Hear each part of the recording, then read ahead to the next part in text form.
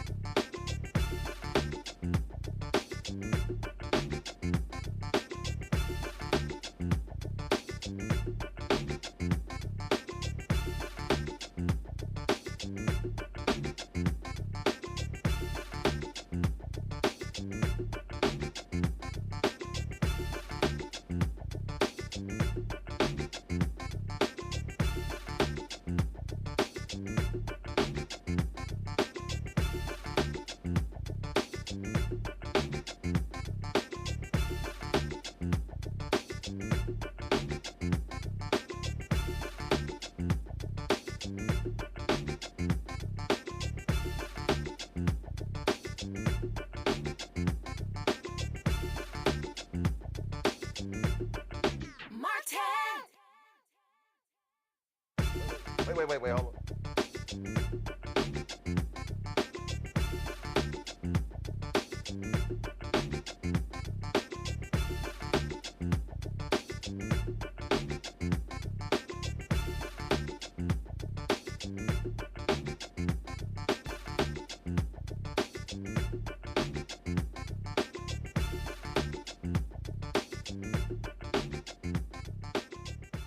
Today is Tuesday, September 23rd, 2025, coming up on Roland Martin Unfiltered, streaming live on the Black Star Network. Trump chickens out and bails on a meeting with Democratic congressional leaders to avoid a government shutdown, calling their demands unserious and ridiculous.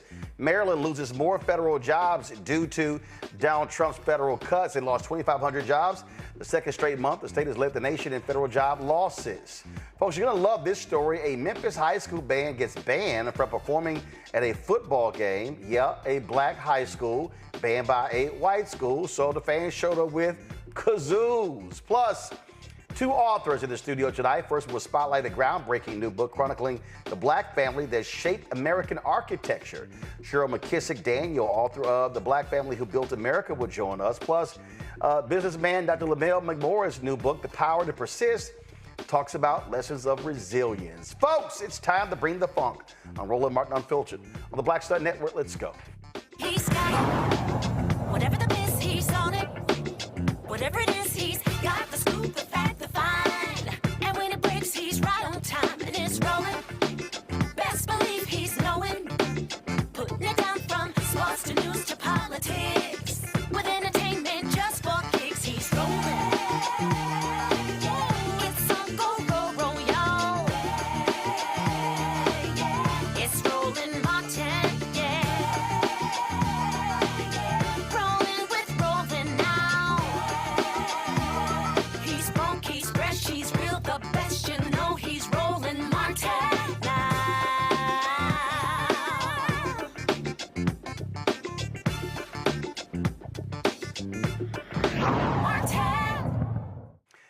Democrats are blasting the twice impeached criminally convicted felon-in-chief Donald Trump for abruptly canceling this week's White House meeting with Democratic leaders Chuck Schumer and Hakeem Jeffries. The talks were supposed to hammer out a deal to prevent a government shutdown, but Trump dismissed Democrats' push for more health care funding as unserious and ridiculous and not worth the time. Jeffries fired back, calling Trump's statement unhinged and accusing him of shirking his responsibilities at a critical moment. The statement that Donald Trump issued today was unhinged, and it related to issues that have nothing to do with the spending bill that is before the Congress and the need to try to avoid a government shutdown. Nothing to do with transgender issues or any of the other wild things from the standpoint of what actually is under discussion in the context of this meeting. Leader Schumer and I sent a letter that we publicly released on Saturday that made clear what the stakes are for the American people. And it related to the Republican health care crisis, the attack on Medicaid, the attack on Medicare, the attack on the Affordable Care Act, the attack on our hospitals, nursing homes, and community-based health clinics, and the attack on medical research. Now, the deadline to avoid the shutdown is September 30th. And so we see all of this back and forth, back and forth, back and forth, back and forth, back and forth, back and forth. All right, let's get into it with our panel. Dr. Mustafa Santiago Ali, former senior advisor for environmental justice at the EPA, he joins us. Also, we of course have Michael Brown, of course, former chair of DNC Finance Committee, as well as DC Councilman, and we got Joe Richardson, civil rights attorney out of LA. All right, Michael, this is real simple. If I'm Schumer and Jeffries, all right, since your punk ass don't want to meet, y'all pass this bill. We ain't lifting a damn finger.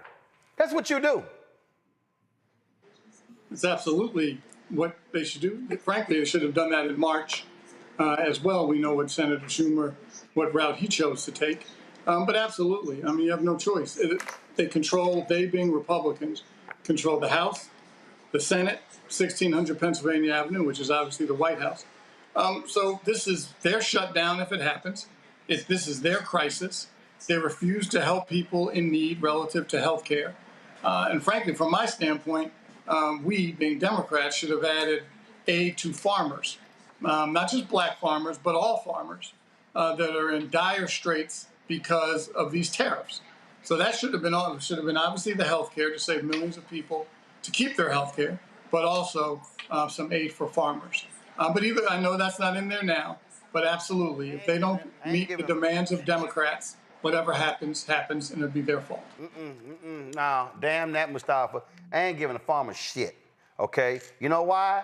Because Trump screwed them 4 years ago, and $25 billion in taxpayer funding went to them same damn farmers. And you know what them farmers did? They voted for Trump. So I'm gonna let their ass enjoy all his pain, and I'm gonna sit here and say, no, farmers ain't getting no bailout if regular, ordinary folk don't get a bailout. Damn that.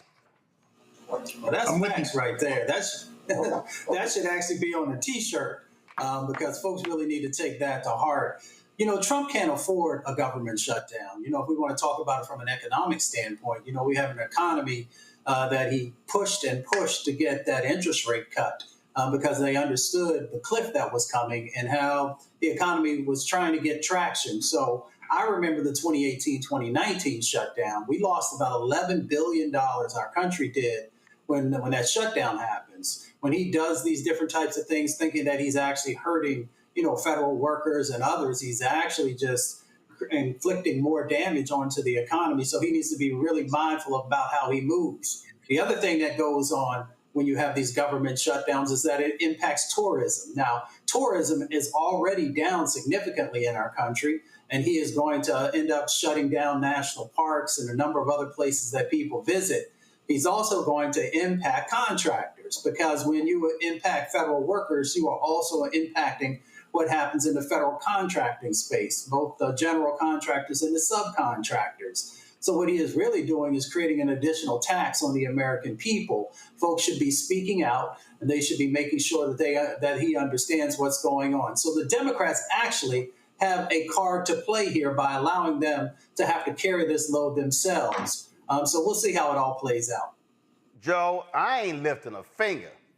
My deal is, since y'all want to sit here and screw us and don't do, hey, don't, my name Bennett ain't in it. It's all on y'all.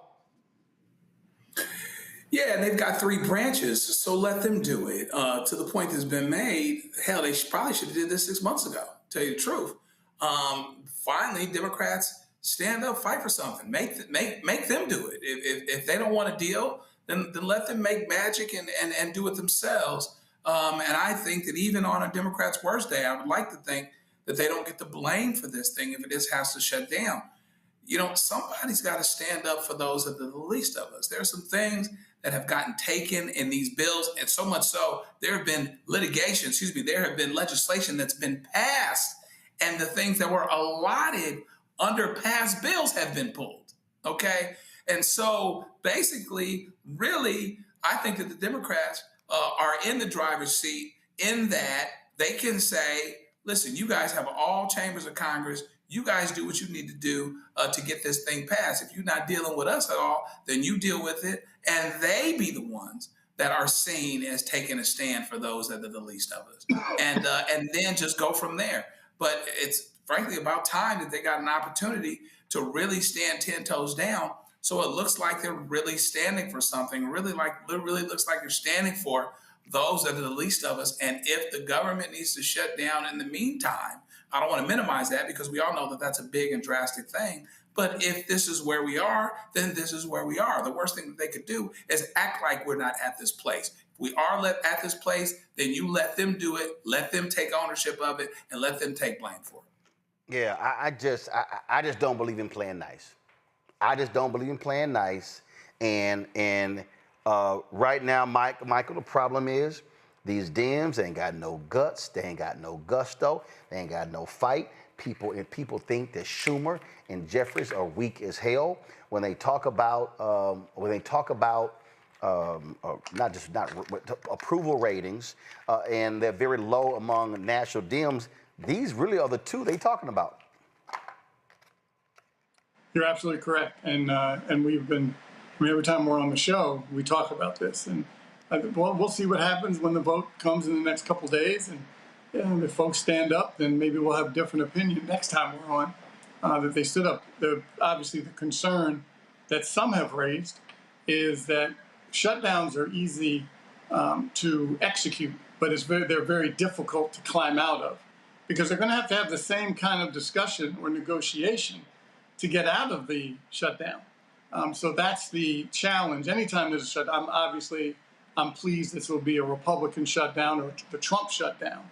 But nonetheless, people will be hurt during a shutdown and then having to sit down again with Mr. Orange and figure out how to get a deal with him. Because if he tells Speaker Johnson not to meet, if he tells Senator Thorne not to meet and not to negotiate, then we're going to be in this quandary for quite some time. If cooler heads prevailed, they would help the folks who are about to lose their health care. They could come to a deal, do maybe a 7-week extension, and start and just come back. Keep in mind, these CRs are continuing to happen because folks cannot sit down, negotiate, and compromise. So these continuing resolutions are going to continue to happen until the Republicans, frankly, learn that Washington is built and designed to work together and compromise. The president tells them not to work and compromise. This is where we are. Well, I just, when you're dealing with evil people, Mustafa, at some point, you got to have some fight in you to say, all right, you don't want to meet? Fine. We're not going to meet. Tell your caucus, no, nobody moves. Nobody does nothing. Nothing. Yeah, I mean, Trump is flexing, right? He figures that he can continue to do what he's always done, which is bully folks. I mean, he loses nothing by sitting down and having a conversation with those two members about health care. He can still continue to do whatever he wants to do, but it just shows that he has no real political acumen. He has no idea about how to actually, move the needle on very serious issues that are happening. So folks should just knuckle up. If he doesn't want to do it, let him go ahead and carry the weight. The American folks will remember who was responsible for the shutdown, but they're also going to remember about these cumulative impacts of that's going on inside their lives. So whether it is, the price of food or it's health care or, the environmental issues that are going on, all these things land on Trump's doorstep. And he continues to pile them up. So let him carry the weight for this as well, because he has no idea how to actually help the American people. And that is based upon the actions that he has done, the pieces of legislation that have been of little benefit to the most vulnerable people and even middle-class folks across our country. Final comment, Joe. Yeah, I mean, ditto. Let them do it. Democrats need to work on their messaging anyway, okay? A lot of times we're on the right side of an issue, but the messaging is so poor. We're not going to get around the corner and get over the hump and across the finish line if our messaging isn't what it needs to be. Tighten up this messaging so people understand what's going on and people see it the way that it needs to be seen. And it's the way that aligns to truth. It shouldn't be so hard to make the messaging what it needs to be. Work on the messaging, sit tight, and let what comes. Absolutely. All right, y'all, going to a break. We'll be right back. Roland Martin Unfiltered on the Black Star Network. This week on A Balanced Life with Dr. Jackie, we're talking all things entrepreneurship. Whether you want to jump right in, take a leap of faith, or you've just been thinking about it for a while, we're having a one-on-one candid conversation with Dr. Tierney, our level up coach and YouTuber of the amazing Hey Sugar. So let's talk about entrepreneurship. Before you jump out here, know that it is some work that goes into it. And not necessarily the work in the business itself, but some inner work. That's this week on A Balanced Life with Dr. Jackie on Black Star Network.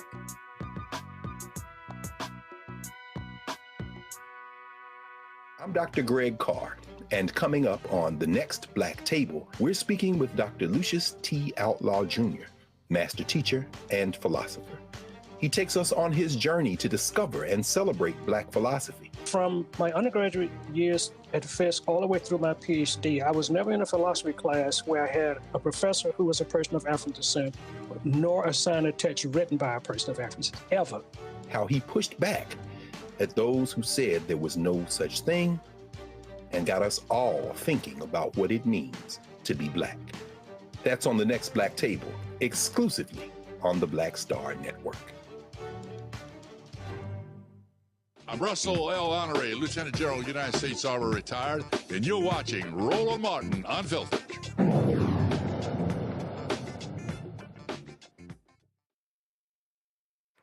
Well, folks, Maryland has lost another 2,500 federal jobs, the second consecutive month they've led the nation in federal job losses. The state's economy is closely linked to the federal workforce. Obviously, when they say the DMV, it's D.C., Maryland, and Virginia. According to the Maryland Labor Department, approximately 269,000 residents were employed by the federal government in 2023, with more than 158,000 federal jobs located within the state that year. Come on, let's pull a graphic. The August numbers bring total federal job losses in Maryland to 15,100 since January, when Donald Trump took office and began his push to shrink the federal workforce. Still, since the start of the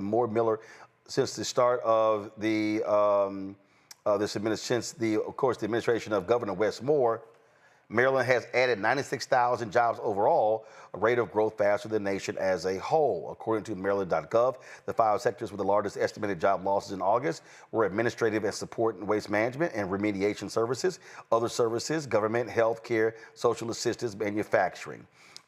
Listen, we saw Mustafa, we saw Governor Wes Moore. I mean, he saw this coming and what they were doing, being very aggressive in finding opportunities for those folks in the state of Maryland.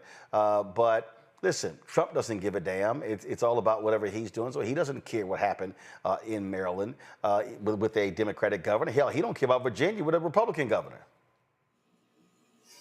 Well, yeah, I mean, all of his actions actually lead to that. I mean, you know, it's an interesting dynamic. You know, I take a look at what's going on across the country. So there are federal workers in lots of different spaces and places. But it seems like wherever we have the largest Black populations, there's intentionality also in, you know, creating chaos and limiting, you know, economic opportunities. When you look at Maryland, we have some of the wealthiest Black counties in our nation. So they also understand. I'm not saying that that's the only driver, but they also understand that there's an opportunity here to continue to shrink the wealth and power inside of the Black community. So one, we should call that forward. The other part of it is, once again, they're actually shooting themselves in the foot, you know, because of the wealth that exists inside places like Maryland and DC and Northern Virginia and a couple of other locations. You know, they play a significant role also in the GDP of our country. So, you know, when you have these policies that often are not well thought out, or they don't take into consideration the damage that you're not only going to do to the Black community, but how that's going to also reverberate across our country, then, you know, it's not only short-sighted, but it is par for the course for this administration to continue to make these types of mistakes. We might as well get ready for it, Joe. We're going to see more job losses. This economy has been tanking under Donald Trump, and he thinks that the Fed lowering interest rates is going to be the answer. Nah, that ain't going to be it, because this idiot and his tariffs are destroying everything. And you add on top of that what they're doing to the federal workforce, it's crazy. Yeah, and as we know, the federal workforce has been the basis of the achieved middle class for many Black people, including my own family. My mom worked for the federal government for 40 years, Department of Veterans Affairs. I have cousins actually in Maryland right now that work for the government as well. And so between that, listen, you know, a lowered interest rate is not going to help me buy a house or get a car if I don't have a job. Additionally, even companies that would invest in the economy, they're not going to invest in the economy with these tariffs taking things all over the place. They'd rather save that money because they don't need to make a huge investment of time, place, resource, and then have Trump flip because he's mad at somebody. And so between those two problems, the economy potentially contracts. And then as the economy contracts, now, even if you get a good president a few years from now, even if you get someone else with a different volition and a different will, the money will have dried up and disappeared, or that will certainly be the argument. So yeah, that's not going to get any easier. And in addition to everything else, Maryland also has a bright, incredible governor who could be president. He doesn't want to work with him. He doesn't want to work with Wes Moore. He doesn't want to work with anybody who has the potential to upstage him either. So you've got all of these things coming through where he's not particularly concerned about the plight of folks, Maryland's, the Virginias, places like that are DC adjacent, have a lot of government jobs. And so this is going to be a devastating impact, and it's going to be hard to reverse it. And I think it'll get worse before it gets better. Michael? I mean, Governor Moore, certainly no secret that there are many people that think he would be a great candidate for the Democratic nomination. And as Mustafa said, these folks are so calculating relative to who they want to hurt. I know sometimes they overshoot and hurt their own voters. But in this case, it certainly doesn't hurt them to go after a potential candidate in their backyard, in their state, so they can throw these statistics out later for how much job loss there was. Now, you know, Obviously, Governor Moore will respond and say it's not his fault. He added jobs, and then they wanted to shrink the government unjustly, and that impacted, obviously, Prince George's County, Baltimore County, and other counties around the state of Maryland. But nonetheless, these folks are cruel, don't care. All they care about is culture, white supremacy, and making sure they hurt black folks. So it's politics and culture is really all they care about. They don't care about policy. If they cared about policy, they would work with experts, work with the Congress, and try to figure out the best way to move forward. That's not how they're operating. So I wouldn't put it past them, if this wasn't by design, to go after the particular state of Maryland, which is obviously some of the counties are bedroom counties to the District of Columbia, as well as Northern Virginia, which is also mostly Democratic. I know we say Virginia and people think red. Obviously, we know Virginia is not a red state, it's more of a purple state. But nonetheless, that surrounding county in Arlington and Alexandria and Loudoun, you have a lot of diverse counties in Virginia. So nonetheless, they may put it by design.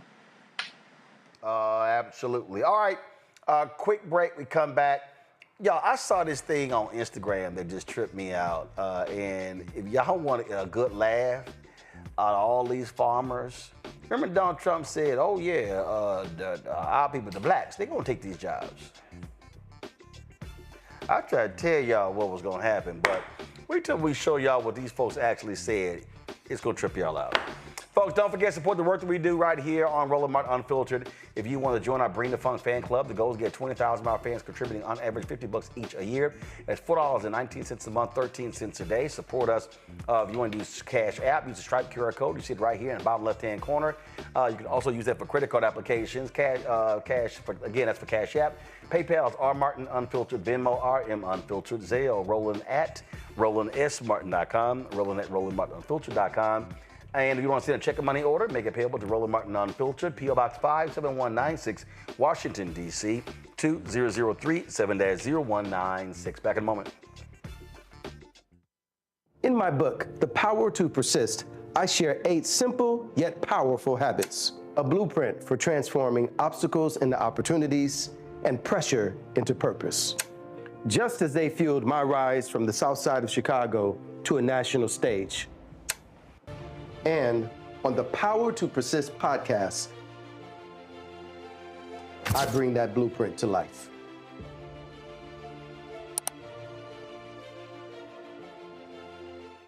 This week on A Balanced Life with Dr. Jackie, we're talking all things entrepreneurship.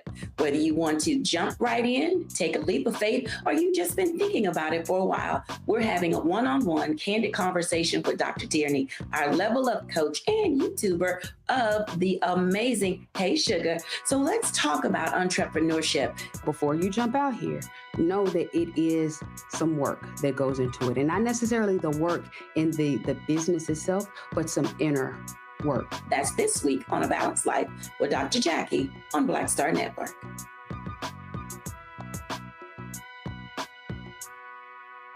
Hi, everybody. I'm Kim Coles. Hey, I'm Donnie Simpson. Yo, it's your man Dion Cole from Blackish, and you watch Roland Martin Unfiltered. Have y'all seen all of these videos, these farmers whining and complaining about losing their workers and they're not being able to pick their crops? Well, we tried to tell the people it's going to happen. So somebody posted this video on Instagram, and it actually was from 2012. You know, the last time Donald Trump acted a fool when it came to these farmers, I got a kick out of the answers because it sounds like exactly what the farmers are complaining about today. Check this out, y'all. They think the work is so hard until they just turn around and they up and quit. On the farm fields of Alabama, the verdict is in. The state's tough immigration law just isn't working out. They're putting Alabamans back to work. In my area, experience that I've had, they ain't too good at what they do. Keith Smith says most immigration workers left after the law took effect. So this potato farmer hired Americans. Problem is, he says, most show up late, work slower, and are ready to head home after lunch. Some even quit after just one day out in the field. There's a Hispanic man that works for us, and I say, you know, he's 52, and he'll make anywhere from $70 to $100 a day. I said, if you can keep up with him and do a good job, you can make that. But they're not physically in shape to do it. And, you know, probably not mentally tough enough to do it, some of them. Over on this tomato farm, the story's not much different. The bending over, and if you're not used to working and kneeling down and bending over and constantly up and down all day long, is the grueling part of it. It really is. I mean, other than that, it's not any harder than anything else you see. With a 9.9 unemployment rate, Alabama is almost 1% higher than the national average. Tomato farmers say skilled workers can make anywhere from $200 to $300 a day, but unskilled workers make much less. And farmers say many Americans are not physically fit and simply don't work fast enough. It's just going to take body conditioning, mental conditioning, in order to earn enough money to make it worth a day's work. Politicians who support the law say over time, more unemployed Americans will fill these jobs. They insist it's still too early to consider the law a failure. Nicole Grether, The Associated Press. See, Joe, the reason I want to run that because I don't know where these people are living. I mean, this whole idea, I love the story there. They do hard work. You got to stand up, bend down, start hard, stand up. Then one guy talking about, well, you know, if they work hard, they can make $70 to $100 a day. Folk ain't going to do that. And all of these farmers are now realizing, all of these idiots who voted for Trump, these farmers all over the place, they now are realizing, oh, damn, what the hell were we thinking? Yeah, I mean, that's real talk. I mean, there was a time when we picked them fields out like that. But listen, I'm in Redlands where we've got plenty of citrus farms and you know, oranges to pick or whatever else. And I ain't seen nary a black person out here picking them. Let's keep it real. Some of us don't do that. We are obese as a society. A lot of people don't have the mental fortitude and the physical fortitude to be out here doing some of the things that immigrants do, whether you're talking about being a farm worker, whether you're talking about construction, you know, those types of things. Even Ronald Reagan, who had a whole lot wrong with him, understood that, which is why he did the biggest amnesty program in United States history. The problem is going to be, and it's starting to be, that Donald Trump is choking the people that support him that are on these farms because they can't get the workers. Folks aren't going to show up. It's not going to happen. So it's interesting. You know, we've been here before. We've seen people pass these hardcore laws. Oh, we just want, you know, non-immigrants. No, it's too late. You've already built the country on immigrants. If you really want to be honest, then you have to tear down the whole country and start all over. You know, you want to start in the middle of the story. Immigrants built this country. Black folk built this country. Black folk built the White House. Fill in the blank. You can go on and on and on. Now you want to start in the middle of the story and do something else. Okay, great. Get somebody to work these fields or literally have your fruit and have your product die on the vine. That's where we are. It's pretty poignant. It's pretty symbolic of what's going on. Some things are dying on the vine here, both literally and figuratively. I mean, it is stunning to me. In a moment, we're going to play something, Michael. It's actually it's coming out of England because now you see all these white folks now complaining about Muslim immigrants, and we're seeing it left and right. And I'm just sitting here trying to tell these folks, what's wrong with y'all? Like y'all act like white folks are growing on trees. They're not. Their population is not increasing. So where do you think you're going to get folks in the future? It's laughable to watch these people who have no understanding of really what's happening in the world. You're right, and I think, Mustafa, you and I spoke about this a couple of weeks ago when we were on previously, is that it'll be interesting to see months from now how much they love their president so much that self-preservation is secondary. If they lose their farm, oh, I don't care, I just need to give him a chance. Don't worry, he's gonna make it right. We'll see how far that goes, when clearly, if you're talking about the state of Alabama, and if those statistics are correct, assuming they are, you know, they're almost at double-digit unemployment. And that means these folks who own these farms are gonna be in deep, deep trouble. And it's going to cost us more at the grocery store because obviously we'll have to find these vegetables and fruits and potatoes and tomatoes from other places, which means we may even have to import some of these products that we grow ourselves. So he and his folks and the Stephen Millers of the world are so, as you know, because you've heard me say it several times, their number one priority is white supremacy. The number one priority is making sure that people of color do not continue to have their foothold in this country. And so if we can obviously get some folks out of the country by deporting them, either legally or illegally, that takes a certain portion away. Then if you can drive some of the richest African-American counties in the country and drive folks like that crazy and bankrupt, then maybe you're getting another portion out. If you start to change the rules relative to hiring, then you can push another segment out. And that also, it doesn't just mean people of color. It means women too. And that's where some of these natural ally bases need to come together to stop this guy or stop his agenda, which is why the midterm elections next year are so important. Yeah, I mean, the thing here, Mustafa, and we're seeing this, and I'm linking this because we need to understand what's going on. We talk about white nationalism, white supremacy, all these things are all together. And in a moment, I'm going to show you what happened in England. And then you've got Congressman Chip Roy, who's acting a fool, losing his mind, complaining about the immigrants of Muslims in England. And so all these things are connected. What is happening is white people worldwide are like, oh my God, we are really and truly becoming the minority. When you had a lot of the speakers at Charlie Kirk Memorial talking about, Western civilization and how this is being brought back. What they're really saying is whiteness is coming back. Okay, well, if that's what they want to believe, but that's not what the statistics tell us, we should be very clear about this moment. Not only the racism that you see inside of America, which of course has been here since the beginning, but they're also making sure that they are stoking fears across Europe. So this is a very intentional set of actions. People know what they are doing. It is well funded, and they have an ultimate goal. But unfortunately, that ultimate goal will actually mean their own destruction. And what I mean by that, when you look at it from an economic lens, right? So we started off this story talking about, how farmers are now being hurt. Well, I mean, hate and racism has a cost, right? So they often think about the cost for folks of color, but it also has a cost to these individuals who are supporting it through their vote.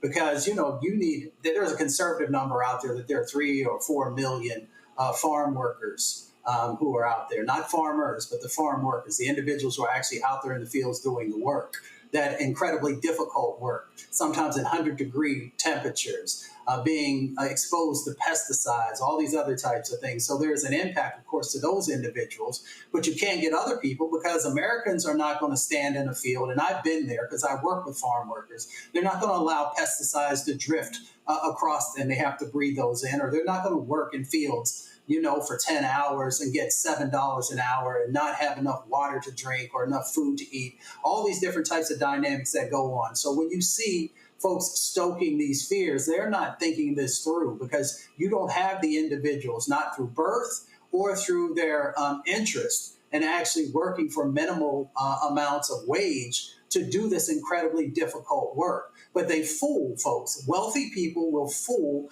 everyday working class folks into hating individuals who are doing the work that no one else wants to do. And that's the dynamic that's currently going on. And that's why we have to continue to put a spotlight on, one, how difficult this work is and how hate ends up coming back around. It's like a cancer, and it ends up eating up the host who thought that they were going to utilize it to actually, cause pain or to erase other individuals. It ends up erasing everyone. And that's what we have here in this moment. So people need to wake up. You need to wake up, not only with your vote and make sure you're actually voting for somebody who cares about you and others through humanity, but also is not going to end up devastating you financially because of the hate that they put forward.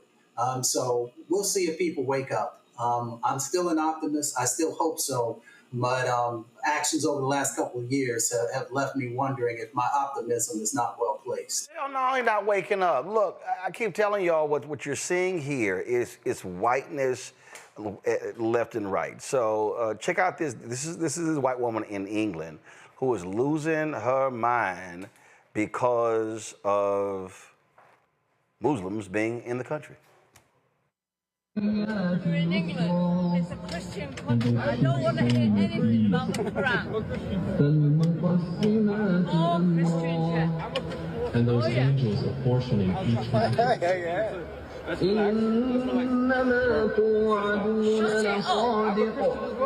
Indeed, what you are promised is true.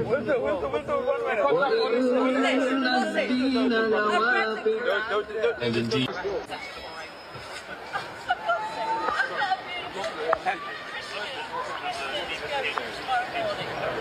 Take her away.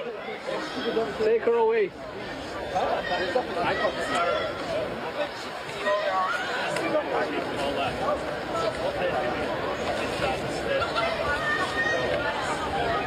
Bruh.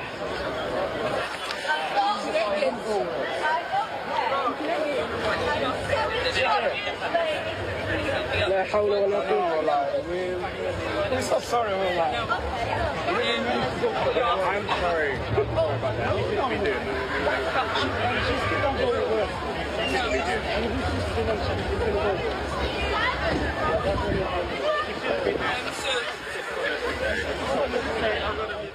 Well, what a bummer. I ain't got no problem seeing her get arrested. All these people on social media with no First Amendment, no. First of all, that's in England. Two, she was accosting them. And this is a Christian nation. I don't want to hear anything about the Quran. I mean, but what that, you're seeing the same reaction to these folks here in the United States. Here's Texas Congressman Chip Roy whining, complaining about something on the floor of the House of Congress. I mean, is anybody paying attention to what's happening in London? I'm going to say it here on the floor of the House and get the scorn of people when I say you've got a massive Muslim takeover of the United Kingdom going on right before our eyes. They would say, Chip, well, what is wrong with that? Well, I've got some pretty strong concerns about Sharia law and whether that'll be forced upon the American people. In this case, the people of the United Kingdom. I've got pretty strong concerns about people who want to see Israel's destruction, who were happy about October 7th, who were elected in the United Kingdom. Some might say that we've seen that here in the United States. What are we going to do about that? We have 51.5 million people who are foreign born in the United States. They have about 20 to 25 million kids. That puts that well over 20-some% of our population. It's the highest such number in the history of our country. People say, well, isn't that great? Is it? Are we teaching people about Western civilization? Are we teaching people about the Constitution, the Bill of Rights, the rule of law? Are we teaching them Western values? Are we teaching them God exists? Are we teaching them the importance of freedom? Or are we teaching an entire generation or two or three to run around complaining about what's wrong and why the entire world is against them because of their skin color, their sex, their supposed gender identity, whatever the hell category we create to make people have an excuse for not just stepping up and achieving the American dream? Oh, Joe, he's so concerned about Sharia law, which is not a thing here. But they have no problem forcing their white Christian nationalist views on other Americans. You want freedom, but you're okay with your guy smashing the Constitution, throwing it away, getting rid of due process, undermining the Constitution at every turn, less freedom, less say, more government control when you used to be anti-government. You know, it's crazy, all this talking out of both sides of your mouth. And it's interesting that you're worried about Britain, worried about London, England. I mean, that didn't have anything to do with us. Not a thing. I'm still waiting on what the connection is there. Meanwhile, back at the ranch, you act like you're worried about freedom going away when your guy's taking freedom. But of course, you're fine with it as long as it contributes to your narrative.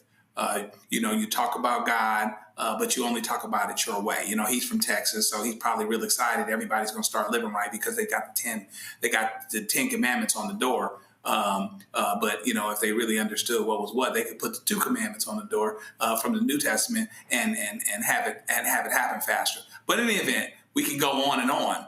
But the fact of the matter is, there's this irony here, because even if you disagree with Republicans back in the day, and when they talked about freedom, though, they weren't talking about states' rights. They were talking about the government staying out of the way.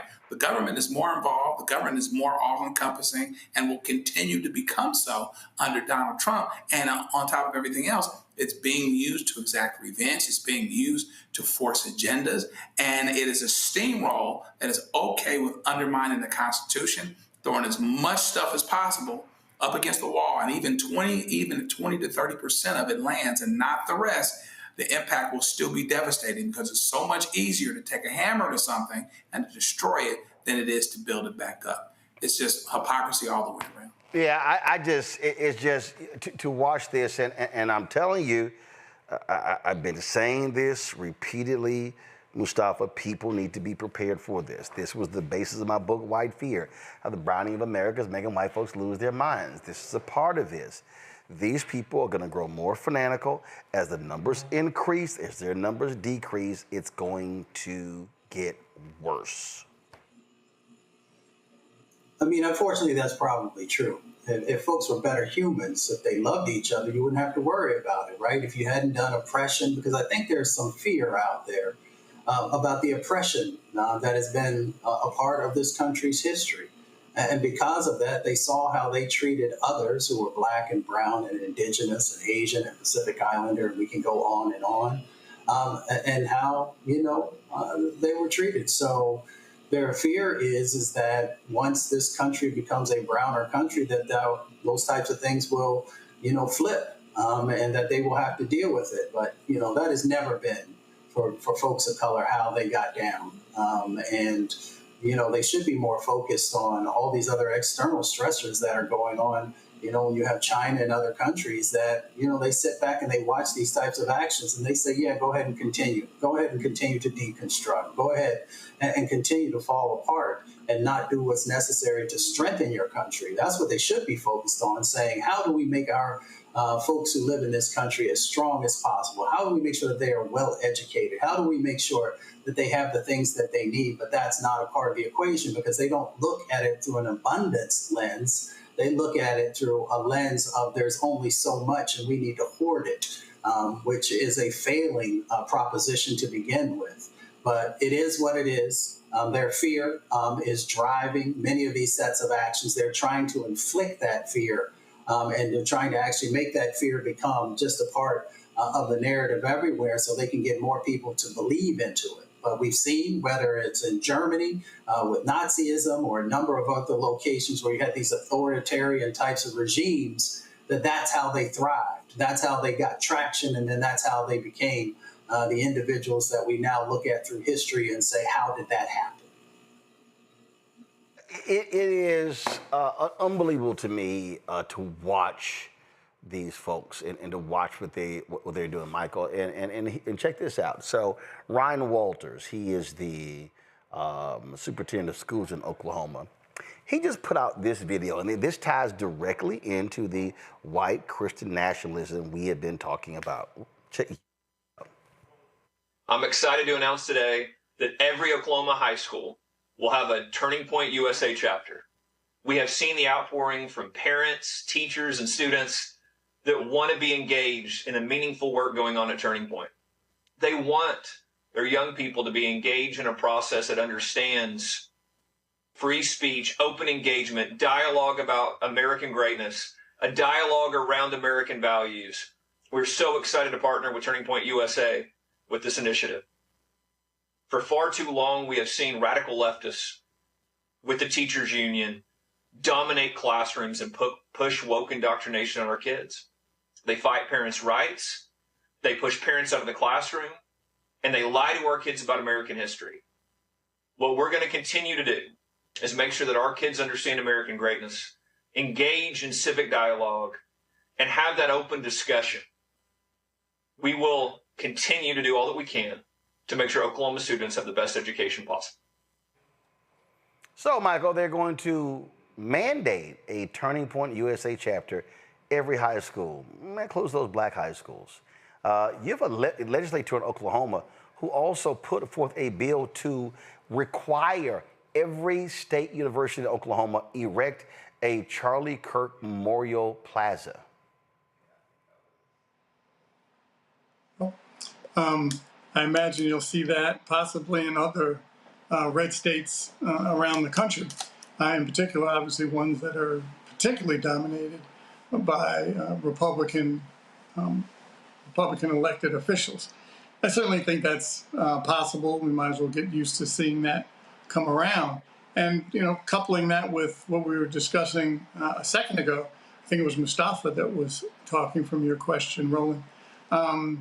And certainly, at a risk of giving your book, White Fear, a plug, you know, it all started back on the plantation when the families, the enslavers, were concerned that the slaves would band together and rise up against them because there were more slaves than there were family members in the house. But they had the weapons, obviously. They had the law behind them. So when Reverend Nat Turner flipped the script a little bit and did what he did with his movement, that's the concern, leapfrogging 100 and whatever it is, 68 years from then to now. The concern is, back to the Browning of America, are they going to then do to us what we did to them? And that's a legitimate fear. We don't see it that way relative to retribution. I know some people do, but most here. Yes, because the reality is we are far more forgiving than they are. It's not. Look, after Mother Emanuel, how many folks were sitting forgiving Dylann Roof after what he did, gunning nine black people down? They're not forgiving. So that's what it's all about. So again, what this fear is, they see what's going on. They see their numbers dwindling.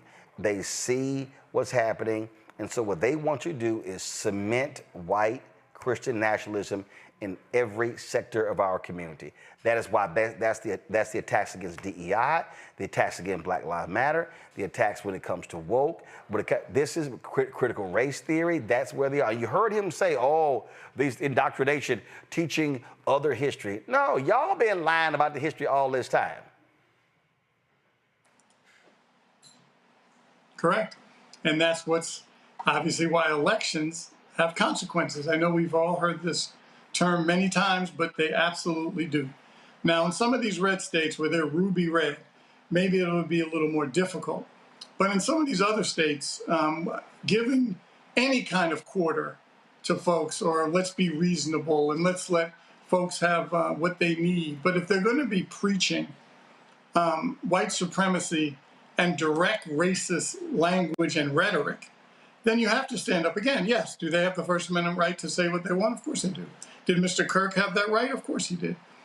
Just as people have the right to disagree or bring up videos of things that Mr. Kirk said that were absolutely flat out racist. Now, you know, folks can debate it and get mad at folks and bring those kind of things up, but it's true. And so what do you do with that? Yes. Did he have a right to say it? Absolutely he did. Do people have the right to challenge him? Absolutely they do. Did he deserve to get murdered? No, he did not. So all those things can be true, but that's also where others have to step up and say, no, you're not going to take books about Black history off of our shelves. No, we're not going to take books off our shelves that may offend you. Then you know what? Don't read it. Don't take it off the shelf. Other people may. So those are some of those cultural things that they have baited the Democratic Party in, because we get caught off on these other, going down the rabbit holes on these cultural fights and forgetting about the policy stuff that also matters. I'm not saying don't fight the cultural things, you absolutely have to, but that shouldn't be your only fight during a campaign. you also have to talk about policy that changes people's lives and improves it. But the reality is the cultural battles are there, Mustafa, and at the end of the day, you're gonna have to deal with it. Yeah, you are. And you have to deal with it through the civic process, which is incredibly important. You got to vote. You've got to make sure that you're thinking through who you're giving your vote to. You've got to make sure that resources are going to the places and spaces that need them the most. All these different types of things. And, you know, when they have this conversation about American exceptionalism, I'm like, what could be more exceptional than looking at all the amazing things that Indigenous and Black folks have done inside of this country? So if you truly wanted to have a conversation about the greatness of America, then it has to start with the communities who had all these hurdles that they had to deal with and still were able to do amazing things. So that's, for me, that is the narrative that's there. We've got to continue to bring that forward, but we've also got to continue to be very clear about the fights that have to happen and what are the tools that you have to be able to address not just these egregious actions, but how do we really make sure that this country becomes a 21st century country? I had a conversation earlier today and said it really looks more like a 19th or 20th century country right now based upon how we're moving. So if we're serious about the future, then the work that we're talking about right now is incredibly important. And that means that we're going to have to sacrifice. That means that we have to get focused. That means that we have to build real community. And at the end of the day, we've got to make sure that we're utilizing our vote in a way that helps to make positive change happen. All right, then. Mustafa, Joe, Michael, I certainly appreciate y'all being on today's panel. Gentlemen, thank you so very much. Folks, when we come back, we're going to talk with a book author regarding the role that her family played in the building of America, the architecture of America. We'll talk about the Black family who built America next, right here, Roland Martin Unfiltered on the Black Star Network. In the next hour, we'll also talk with another book author when it comes to how do you overcome resilience coming up from a very, very difficult neighborhood, South Chicago, to becoming a highly successful businessman. All that, second hour of Roland Martin Unfiltered on the Black Star Network. Support the work that we do. Join our Bring the Funk fan club. If you want to support that work, please do so by using, if you want to contribute via Cash App, use the Stripe QR code. You see it right here, bottom left-hand corner. If you want to use credit card applications for that as well, you can do so. Also, of course, PayPal is R Martin Unfiltered, Venmo, RM Unfiltered, Zelle, Roland at RolandSMartin.com, Roland at RolandMartinUnfiltered.com, and of course, checks and money order. Checks and money order, make payable to Roland Martin Unfiltered. Send it to P.O. Box 57196, Washington, D.C., 20037-0196. Back in a moment. Anthony. I'm Dr. Greg Carr, and coming up on the next Black Tape, speaking with Dr. Lucius T. Outlaw Jr., master teacher and philosopher. He takes us on his journey to discover and celebrate Black philosophy. From my undergraduate years at Fisk all the way through my PhD, I was never in a philosophy class where I had a professor who was a person of African descent, nor assigned a text written by a person of African descent, ever. How he pushed back at those who said there was no such thing and got us all thinking about what it means to be Black. That's on the next Black Table, exclusively on the Black Star Network. This week on A Balanced Life with Dr. Jackie, we're talking all things entrepreneurship.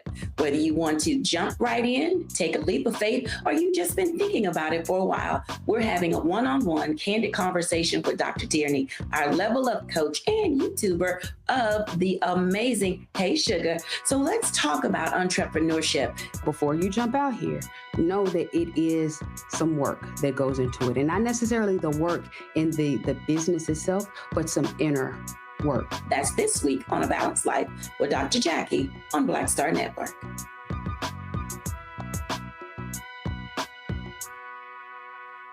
This week on The Other Side of Change. Hurricane Katrina, 20 years later. Cannot believe that it's been more than 20 years since we saw Black people and Black communities across New Orleans and the South being failed by our government. But it's a harrowing lesson. We're going to unpack how race and class intersect in ways and how we need to talk about this government doing more for our communities.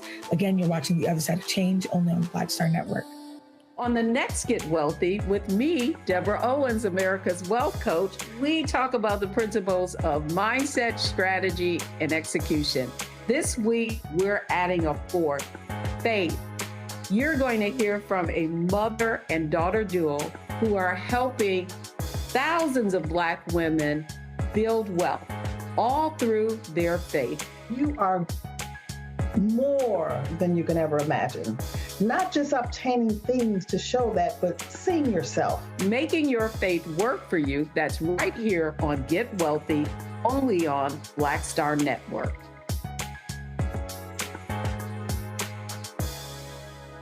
Hatred on the streets, a horrific scene, a white nationalist rally that descended into deadly violence.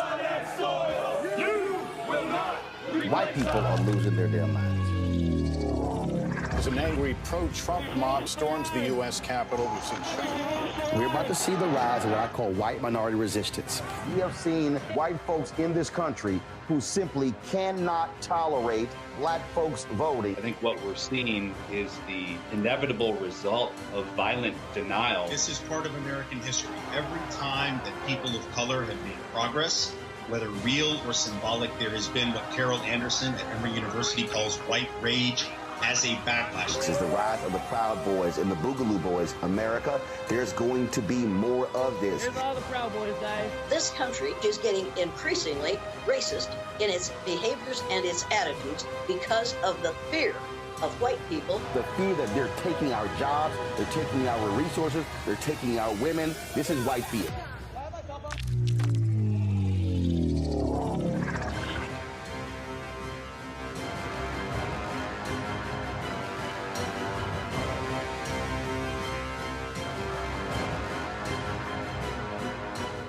Hi, my name is Freddie Ricks. I'm from Houston, Texas. My name is Sharon Williams. I'm from Dallas, Texas. Right now, I'm rolling with Roland Martin, unfiltered, uncut, unplugged, and undamn believable.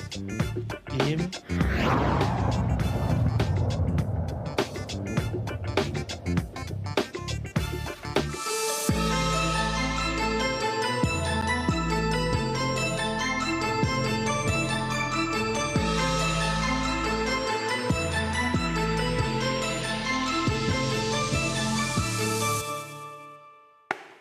Folks, we talk a lot of books on the show. We talk all the time about, of course, the history of this country, who built this country, how we even got here.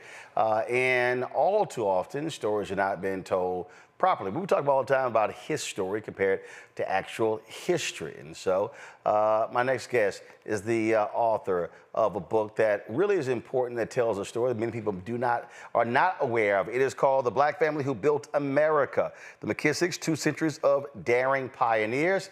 The book is by Cheryl McKissack Daniel, along with Nick Childs. Glad to have you in the studio. How you doing? I'm great. How are you? Oh, good. So first and foremost, so when we say the Black family who built America, how so? Because there's a difference between, as that History Channel series, The Men Who Built America, and it's about, the Carnegies and Vanderbilt and Rockefeller and those folks as well. But y'all are talking about literally building America. Yes. Well, the story is about the McKissack family, but it also represents Black people in general who took hand in building this nation for many, many years. People walk into structures every single day, whether it's, the stadium, the African American Museum, whatever, and they never say, well, who built this? Well, a lot of times, it could be a Black person, kind of like the hidden figures of construction. And so our book talks about our family who's been building in this country for 230 years. But there were also other Black people who were building. Well, when we talk about building, Royal Rogers, she is the wife of Jonathan Rogers. He was our founding CEO at TV1, and she did a documentary on Paul Williams. And of course, many of these Hollywood homes and also other buildings as well. And it took a very long time for that documentary to actually be told. And that's the thing. And so you have stories like this that are not well known. You see these other stories. You've seen stories in movies and things along those lines, and there are other white architects that people can just roll off the tongue, and because those stories are often told, they're talked about, and they're considered to be these great pioneers, but in nearly all the cases, they ain't black. Well, some of them are, and now those stories are coming out. And that's why this story about our family is so important now. You say it goes back 230 years. Yes. Where did it start? So it goes back to the first descendant of our family, Moses McKissack I, who came here as a slave and was taught the trade of making bricks. His son, Moses McKissack II, was a brickmaker and a master carpenter. And he incorporated us right after emancipation with the McKissack Contracting Company in Pulaski, Tennessee, which, of course, that's where the Ku Klux Klan started, which is kind of a backdrop of what he was dealing with when he incorporated our company back in the 1800s. Moses McKissack II, his son, was the first black licensed architect in America with his brother Calvin McKissack, with license 117 and 118 in the state of Tennessee. And they moved our business to Nashville, Tennessee. And then my father took over as the fourth generation of McKissack. And then my mother stepped in when my father became ill. And then I took the company over from her. And so I am fifth generation in this business. And what you laid out there as you were talking, I thought about so many black-owned businesses that did not go from first to fifth, where many of them end after one generation. Yeah. And if they did survive one generation, they definitely didn't survive a second generation. And so what was it that allowed this to continue?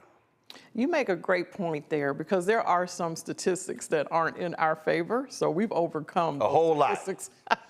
I mean, 40% of businesses make it to the second generation, 18% to the third, and 3% to the fourth. And here we sit as the fifth generation.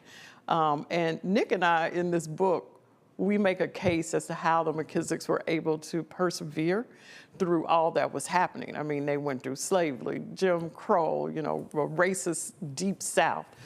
And so some of the history that surprised me in here, in our book, was around how slaves were treated different in each state. And the McKissacks were in North Carolina, where the slaves, there were fewer slaves on slave masters probably had less slaves than, 500, 300 slaves, and a white family of 5. Moses McKissack was in a situation where there were 10 to 12 slaves. And so they were more like extended help, extended family, and they were treated differently. And then, so was it necessarily like others where they had hundreds where it was a business? That was the agriculture business. Exactly. Okay. They were artisans, so, they were builders, and the slave master was a builder. So they were helping hands to build whatever the master wanted to build. So they were taught how to build back then. And so what they brought to the table, the value they brought to the table, was important at that time. I mean, people were beginning to build new homes. They were leaving the log cabin type homes and going to more of the stone structures. And so, and the country economically was beginning to do better. And so you had wealthier people who wanted to build stately homes, which the McKissacks built. In Spring Hill, Tennessee, you can see the McKissack home, the Cheers home, the Maxwell House home, which is the Maxwell House coffee. And, you can go a strip of a street of these beautiful homes that they were building at that time. So their craft was something that was needed. But the continuation, I think, is important, because what often happens is that next generation has other pursuits. True. I don't want to do that. I mean, there's so many kids who want to run away from the family business. Yes. And so what was it? Was it literally, no, this is what you're going to do? And because, I mean, other families have done that. Well, no, you are going to study this. You are going to work this. You are going to continue this. Or was it a matter of just as each generation, that was just what the decision was? Yeah, I think there are several factors in that, and one is what are the other options, right? So Moses McKissack the first, passing the trade down to Moses McKissack the second, which he was able to expand upon. So with each generation, there was more education. They enhanced their trade. So then Moses McKissack the third, he became an architect. By the time I came along, my father was, you can go to school you want to, but I'm only paying for Howard University, and you're going to get an engineering degree. Okay, so he established the school and the major. Established it all because, well, look, we only had 3 stations. We didn't have the internet. We didn't have a lot of choices. I remember at the time I was at a... Now, is that what you wanted to do? Not necessarily, because we were... What did you actually want to do? We were at a private white school, and everybody was going to Ivy League schools. Even our black friends were going to Harvard, Brown. That's what we wanted to do. We wanted to go to Columbia. We wanted to do those things, but So you wanted to go to the Ivy League, but what did you want to study? We probably still wanted to, at least I wanted to study architecture or engineering or business. Got it.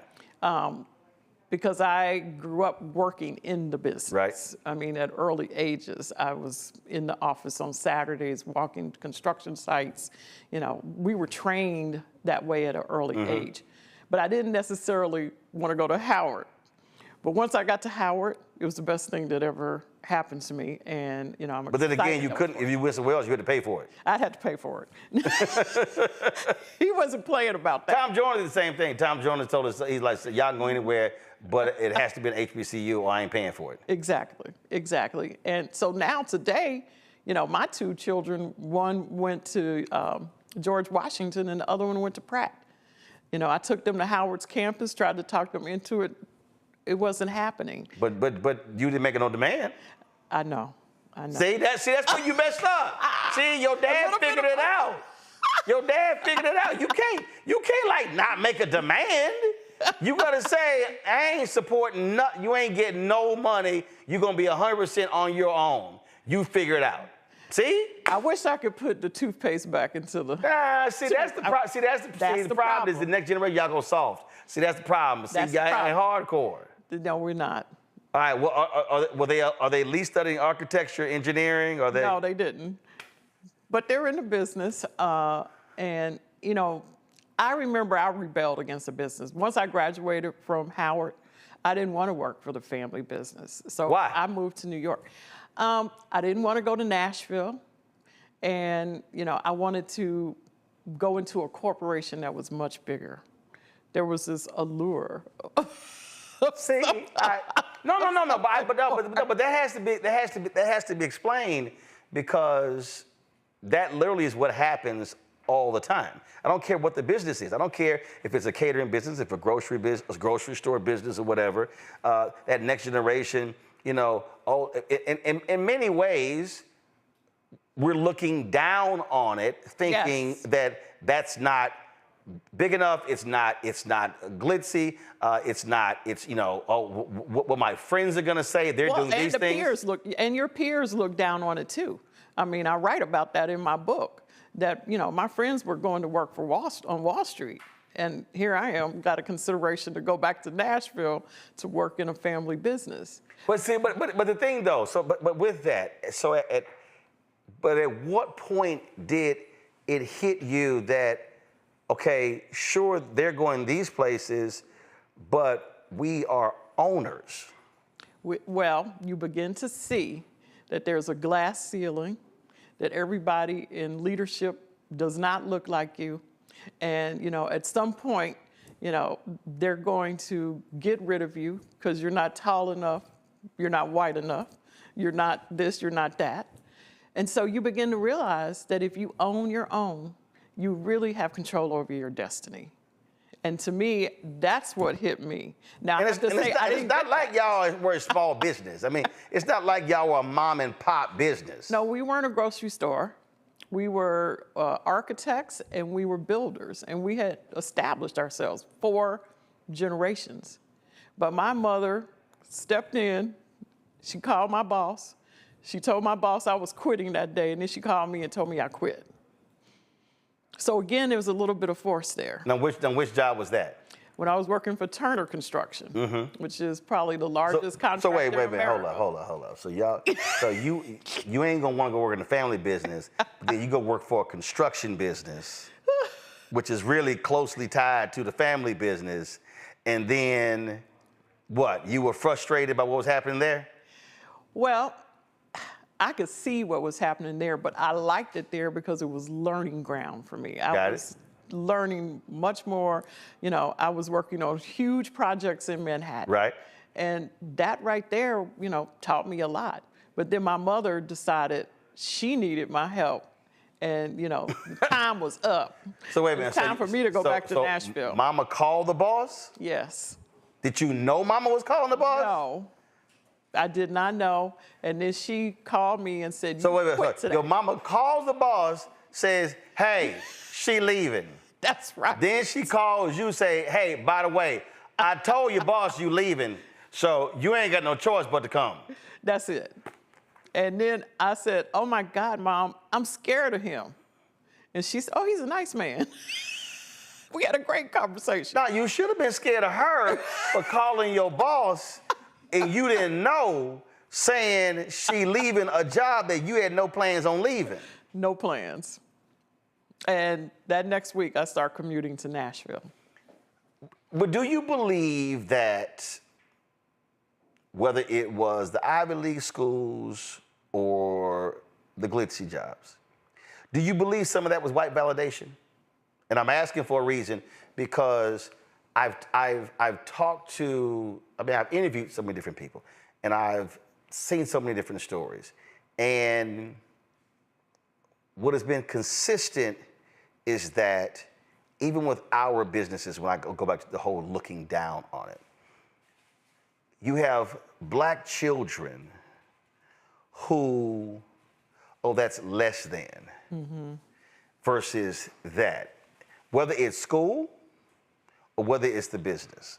And that thing is real. That thing is real, that what is ours. I was literally did an interview today, and I was telling someone that the power of white supremacy is so deep that the moment we say something is black school, black owned business, many of us automatically go straight to it's second class. Well, I've lived that. I've been running a black business now for over 30 years. So I've lived that. I've had to hire people. I've had to go for projects. You know, I've had to represent. And I get that. I still get that.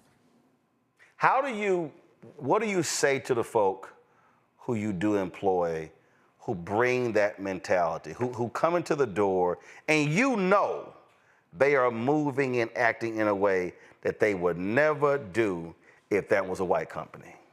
So that has happened to us several times, that we have gone out for senior leaders and we've used large search firms to bring them in, and they're white.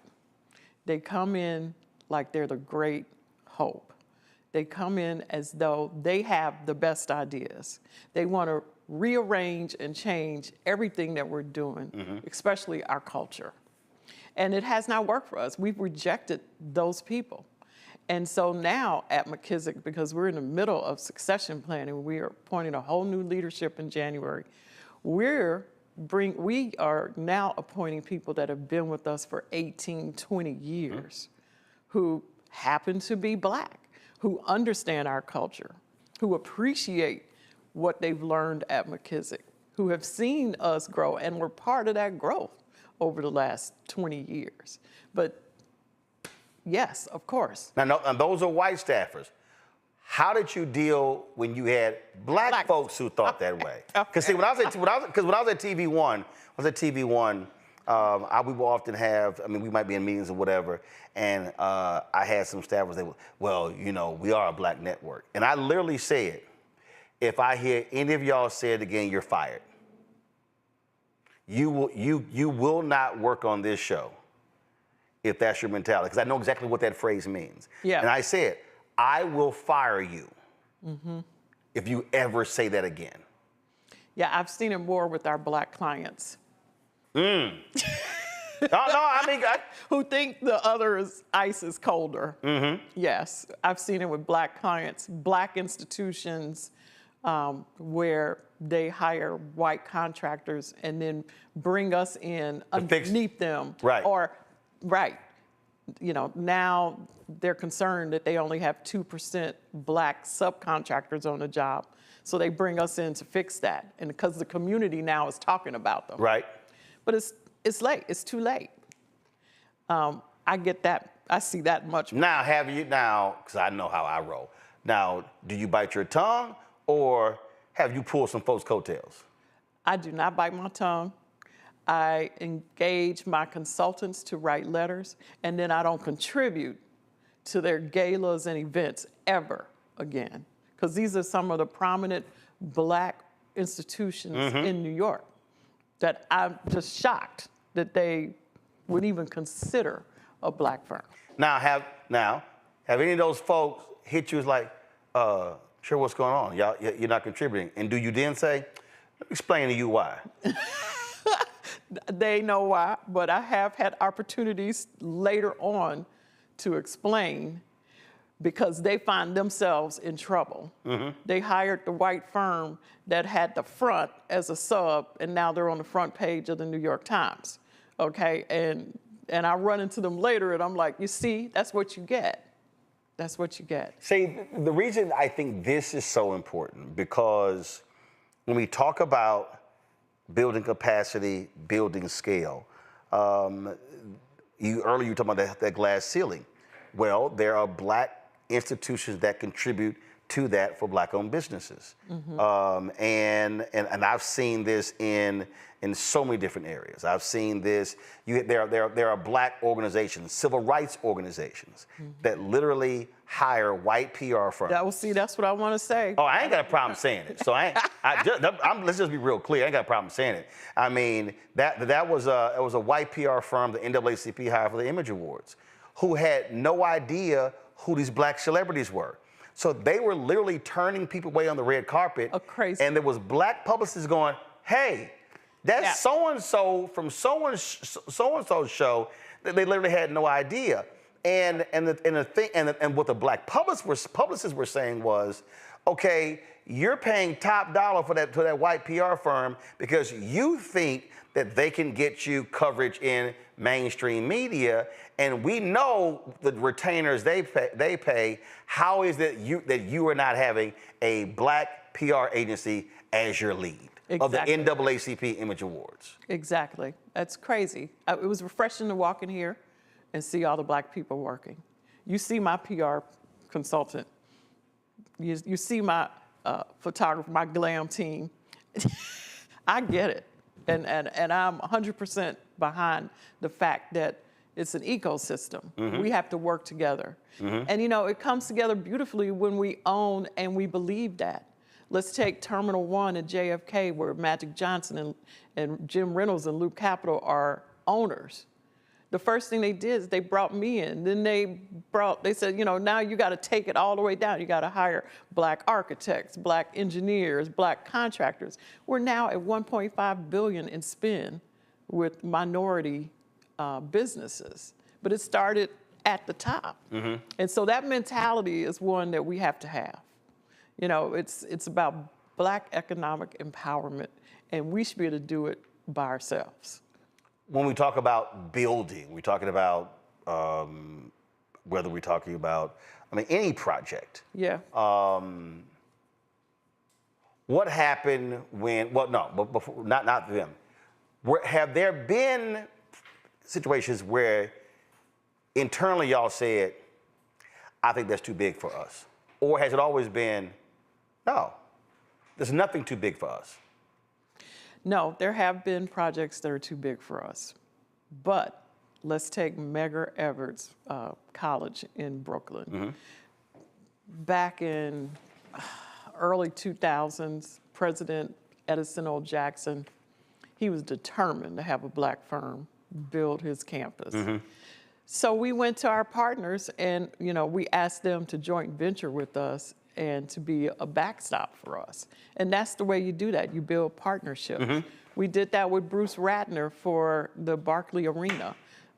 We worked with Turner Construction. And so, no, there's a way to do it. So something happens. We're not gonna go and take a job that we cannot successfully complete. We don't have one of those in our portfolio. Right. So the point there is, when you make an assessment of a particular job, and you say, we're big enough to do this on our own. Yeah. But if it is a job that is bigger than your capacity, you don't walk away from it. What you say is, okay, who can we partner with? Right. See, the reason I had to ask the question, because that's the mistake. I think the mistake that a lot of people make. First of all, they want a job. They want the bigger contract. But if you do not have the capacity for that contract, and then you get it, you actually end up hurting yourself because you can't do the high quality job. And then that word spreads around, and you're trying to get to this level, and it may actually knock you lower than where you are right now. It'll take you out. Right. In our business, it could take you out. But the large firms do that. No one wants the risk for an $8 billion project or $4 billion project. So even the large firms team, and they spread that risk around. And so we've been successful at doing that over the years, but we have to educate our client that that's possible. Right. Because the client right away says, oh, it's too big for McKissack. Right. Let's go get the larger firm. And you're like, hey, hold on, don't play me small. Right. Let me make that decision. Right. You said y'all started the new transition in January. Will that be the 6th generation? No, it'll just be a great management team that has been with us for a very long time. And why is that? Because I'm looking at succession. I've been working on succession planning for several years now. And, by 2030, I'd like to cut back on my hours in the office. And so I want to start the succession now. And I'll have 5 years to see it through. I feel succession planning is missing in a lot of family owned. So there were no family members who you said can run this business? Not now, no. Now that's not an easy decision. No, but when you talk about succession planning, it's the management side and then it's the ownership side. So I'm looking at how to deal with the ownership side with actual family members and probably some of my staff members. Because the thing even part of that, I was in this debate with somebody, we were talking, I'm not gonna name the individual, we were discussing. But what I said to him, and he couldn't believe it. I said to him, I don't measure great black business founders or owners by how they succeeded and ran their business. I said, I call them great based upon how they left it. And he was like, I'm not understanding. So then when I explained to him this particular business, how it was left when the founder passed away, I said, that's why I can't call this person a great businessman. I said he was a good businessman. He was great while he lived. I said, but those who are great is that they properly position the business to succeed without them, and they made those succession plans very clear. And so that's whether it's a pastor of a church, whether it's a business owner, that is a huge— A politician. Right. Yeah, say politician as well. But that is a huge part of legacy, that you are thinking about that, and it's not just solely about me, myself, and I. No. I feel it's incumbent upon me to get in the right management team to carry this business forward without me and to grow it. You know, it shouldn't just be on my shoulders. And so I've been working at that for a while. And, you know, I had to take a sabbatical this year for a couple of years. So the management team that I'm putting in place actually started running the company back in February. And we just kept it going. As you know, I'm on a book tour. Well, somebody got to do some work. Somebody's got to do some work. Last question, I ask all book authors this, and that is, in the writing of the book and doing the research, what was your wow moment? Was there something that you remembered, or was there something about the research that caused you to go, wow, that was unbelievable, that's crazy? There's a whole chapter on Birth of a Nation. And the movie? The movie. Got it. And, you know, what does that have to do with construction? But it has a lot to do with all Black businesses at that time, because that was when Black businesses who had white patrons had to shift to only have Black patrons, because at that point, you know, just that imagery alone made white people not want to go to Black businesses anymore. And, you know, not only not go to them, just out and out kill us too. Right.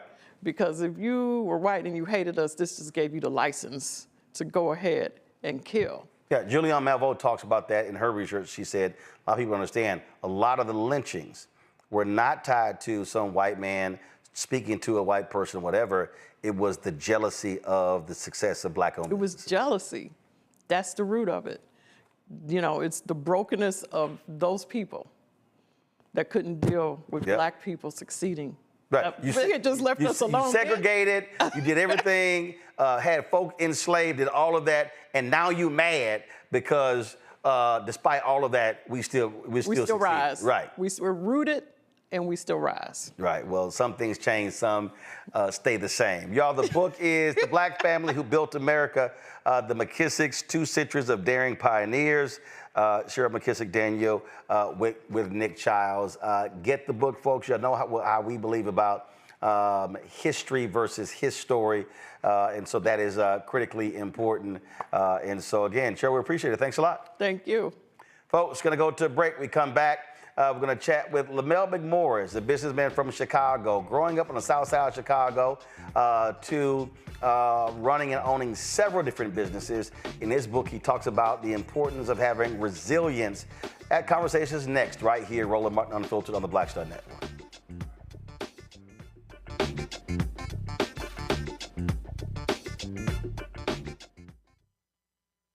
This week on the other side of change. Hurricane Katrina, 20 years later. Cannot believe that it's been more than 20 years since we saw Black people and Black communities across New Orleans and the South being failed by our government. But it's a harrowing lesson. We're going to unpack how race and class intersect in ways and how we need to talk about this government doing more for our communities. Again, you're watching The Other Side of Change, only on the Black Star Network. I'm Dr. Greg Carr, and coming up on the next Black Table, we're speaking with Dr. Lucius T. Outlaw Jr., master teacher and philosopher. He takes us on his journey to discover and celebrate Black philosophy. From my undergraduate years at Fisk all the way through my PhD, I was never in a philosophy class where I had a professor who was a person of African descent, nor a sign of text written by a person of African descent, ever. How he pushed back at those who said there was no such thing and got us all thinking about what it means to be Black. That's on the next Black Table, exclusively on the Black Star Network. This week on A Balanced Life with Dr. Jackie, we're talking all things entrepreneurship. Whether you want to jump right in, take a leap of faith, or you've just been thinking about it for a while, we're having a one-on-one candid conversation with Dr. Tierney, our level up coach and YouTuber of the amazing Hey Sugar. So let's talk about entrepreneurship. Before you jump out here, know that it is some work that goes into it. And not necessarily the work in the business itself, but some inner work. That's this week on A Balanced Life with Dr. Jackie on Black Star Network.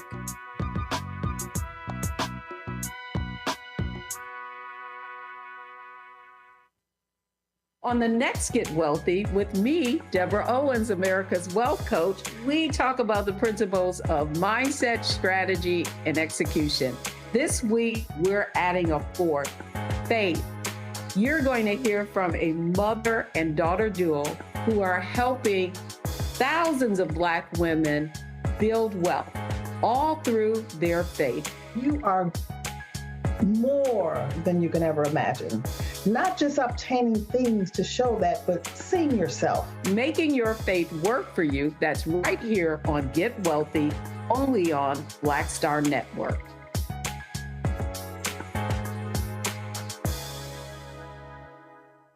Hatred on the streets, a horrific scene, a white nationalist rally that descended into deadly violence. White people are losing their damn minds.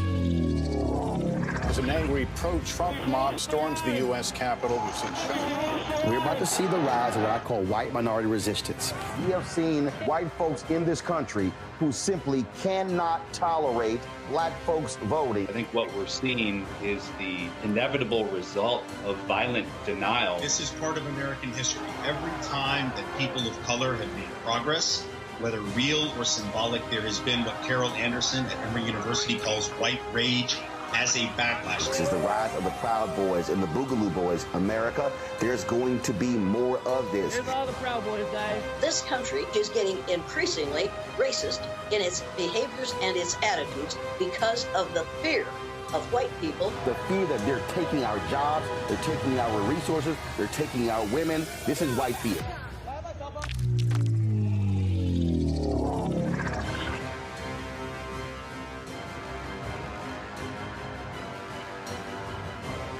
In my book, The Power to Persist, I share 8 simple yet powerful habits, a blueprint for transforming obstacles into opportunities and pressure into purpose.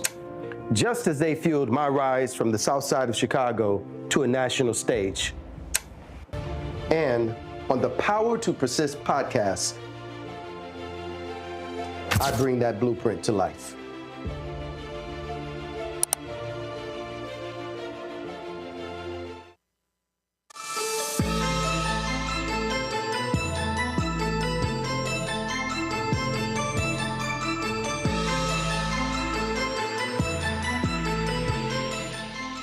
Folks, running a business, owning a business is not easy. Starting one is not easy, but that's one thing. But how do you even get there? What do you need to go through? There are a lot of people who have ambitions and dreams to do great things, but they never do because they don't want to take that leap. They're scared. Well, my next author talks about the power of resilience. What does it mean to actually look at your upbringing, and then how do you actually overcome all of that to live the dreams that you want to live? The book is called 8 Simple Habits to Build Lifelong Resilience. First of all, it's called The Power to Persist, 8 Simple Habits to Build Lifelong Resilience. Lamell McMorris is the author of the book. Joins me right now. What's up, 06? How you doing, Frat? All good, all good. I chatted with someone. I did the interview today. Okay. And a brother, we did the interview. It was a great interview. And he was asking me about the show. He was asking me how do we start the show, how do we start the network, and what do we have to deal with. And he asked me about fear. And I told him, I said, well, I wasn't scared. I said, I wasn't scared because I said I wasn't focused on content. I said I was focused on the business of the business. I said, how do you generate money? How do you build that? And he was very surprised by that.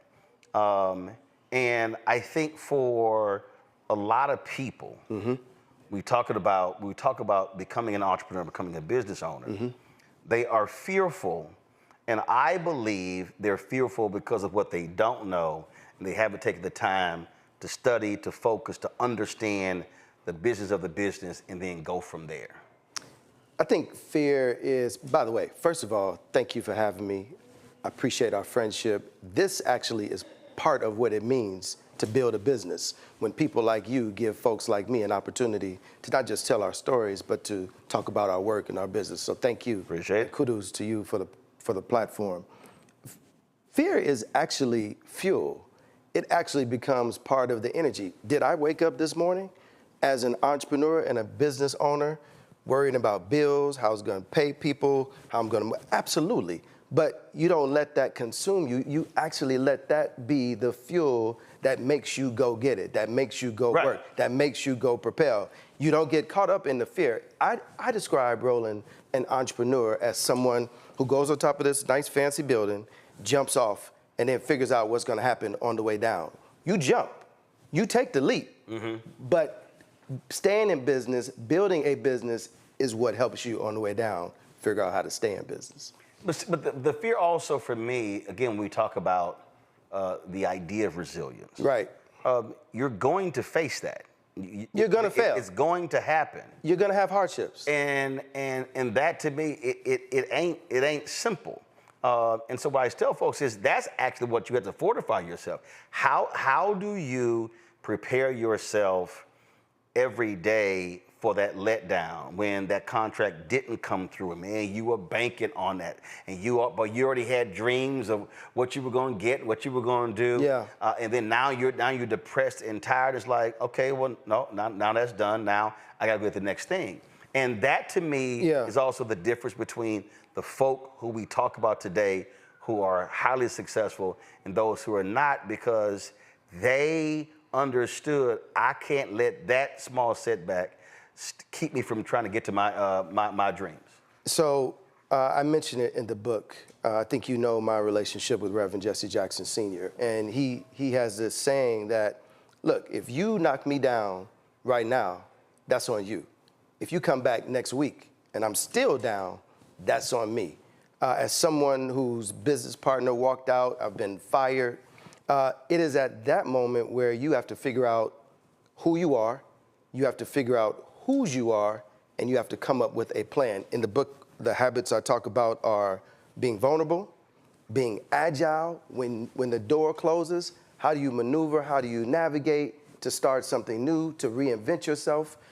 We talk about this dogged determination. When I think about Roland Martin and all that he's been through to start up this network that has 1.5 million, but coming from being other situations where that didn't work out so well, we don't stop.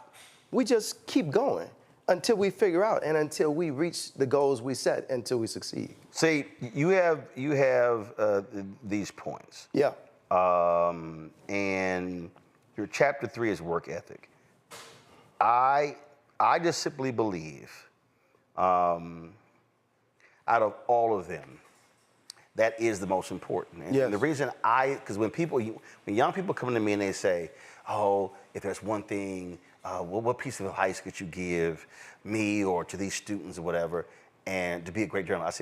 I said, what I'm about to tell you applies to any job you're going to. I said, you got to have work ethic. No doubt about it. Deion Sanders says, I need those folks who got some dog in them. That's right, he does say. And the thing for me is that's what drives me crazy. Yeah. People who work for me, people who've interned for me, it drives me crazy. I don't care if you've been in this business 3 days, 3 years, or 30 years. Yeah. I got to see work ethic. I got to see you give a damn and you come in here early and you're putting in the time and you're learning new stuff and you're not just relying on somebody else that you're, no. I'm gonna stay on top of what's happening in the business. To me, that's what separates. No doubt about it. So the journey, by the way, today we are very excited about the fact that, as a first-time author, book coming out today for the first time, September 23rd, we're already an Amazon bestseller, right? But I mention that because we're proud, but, my publisher may get mad at me. When you engage in this process, the publisher has, their plan, right? But then Lamell, the author, has to have his plan. Right. And so you kick in and you do the extra work, you go beyond, and I think part of what we've been able to do, and I talk about network is one of the habits of being resilient in the book. I've gone beyond, above and beyond, and thank God it's now paying off. I'm convinced, Roland, that there are people that are smarter than you and I. There are people that are taller than you and I. There are people that look better than you and I. But I don't think anybody is going to outwork us. And that's the difference. You got to lean into your strength and what you can do best. And the work ethic also, it means that it also is tied to the business. Yes. So a guy stopped me and he said, man, you carry your own stuff? Yeah. Oh, yeah. You don't have somebody who does this stuff? Oh, yeah. You talk about somebody who didn't want to open their mail. Yeah. And I'm like, yeah. I said, here's what you don't understand. I said, why am I said, let's run the numbers. Yeah. I said, it takes me 15 minutes to set my stuff up. Why am I going to pay somebody a full day rate? Yeah. An airline ticket? Yeah. A hotel? Yeah. A per diem to do what I can literally set up in 15 minutes? I said, that's a dumb business move. Well, you know this because, first of all, servants of all, we shall transcend all. It's hard to lead from behind. That's for all of y'all Omegas, Kappas, Iotas, and Sigmas. It's two of them in that control room. They know. Yeah. It's hard to lead from behind. And that Delta too. Yeah, you know. Yeah. And I think that the first step towards leadership is to first be a good servant. Dr. King said that everyone can lead because everyone can serve. Right. You don't have to have a college degree. You don't have to have your PhD. You don't have to understand. Or you don't have to have a title. You don't have to have a title. And what people don't recognize is, everybody sees, and this is what I love about being here in your studio.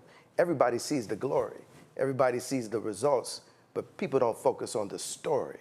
Mm-hmm. The story, what people don't see you do, carrying your own stuff. I've been with you, carrying your own stuff, setting up your own equipment. You can't skip over the story. You cannot skip over the work part in order to get to this part.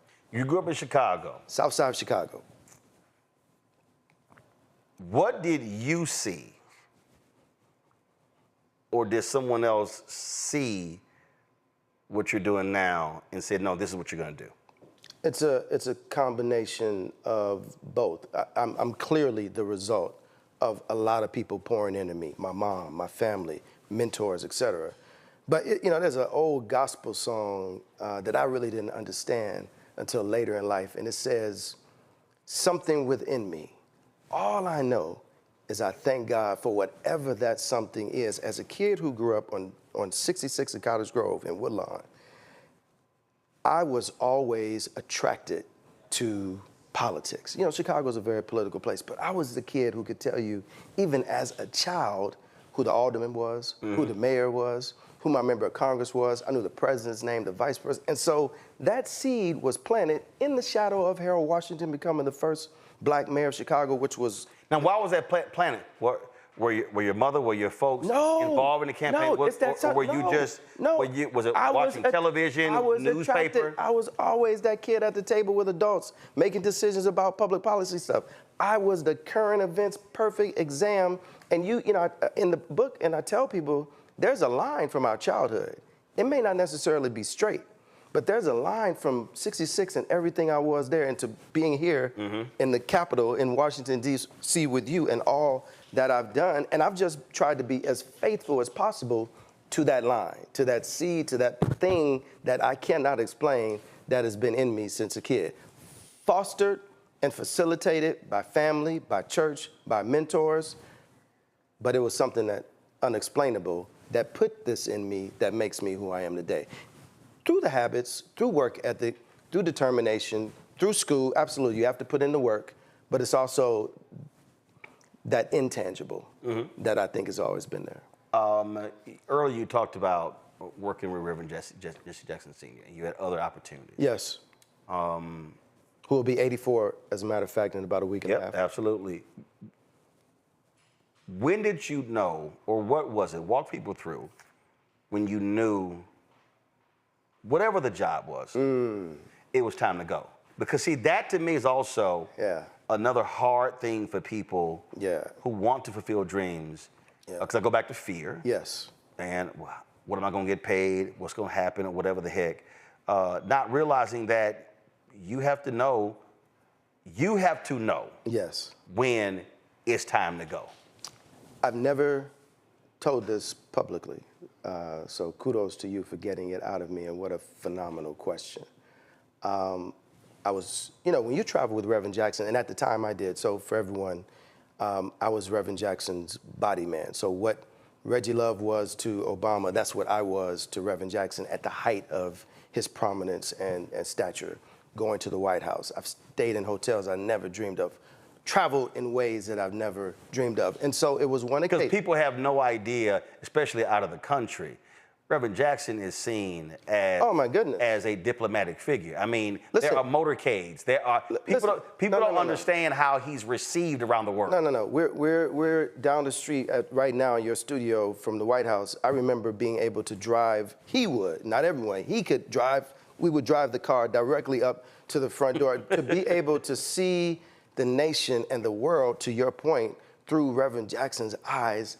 It's immeasurable what that has done for me. But I remember we would get on private planes a lot. Occasions people would let us use their plane, and that's how we would have to travel, because we would be in 5, 10 cities, in 24 hours.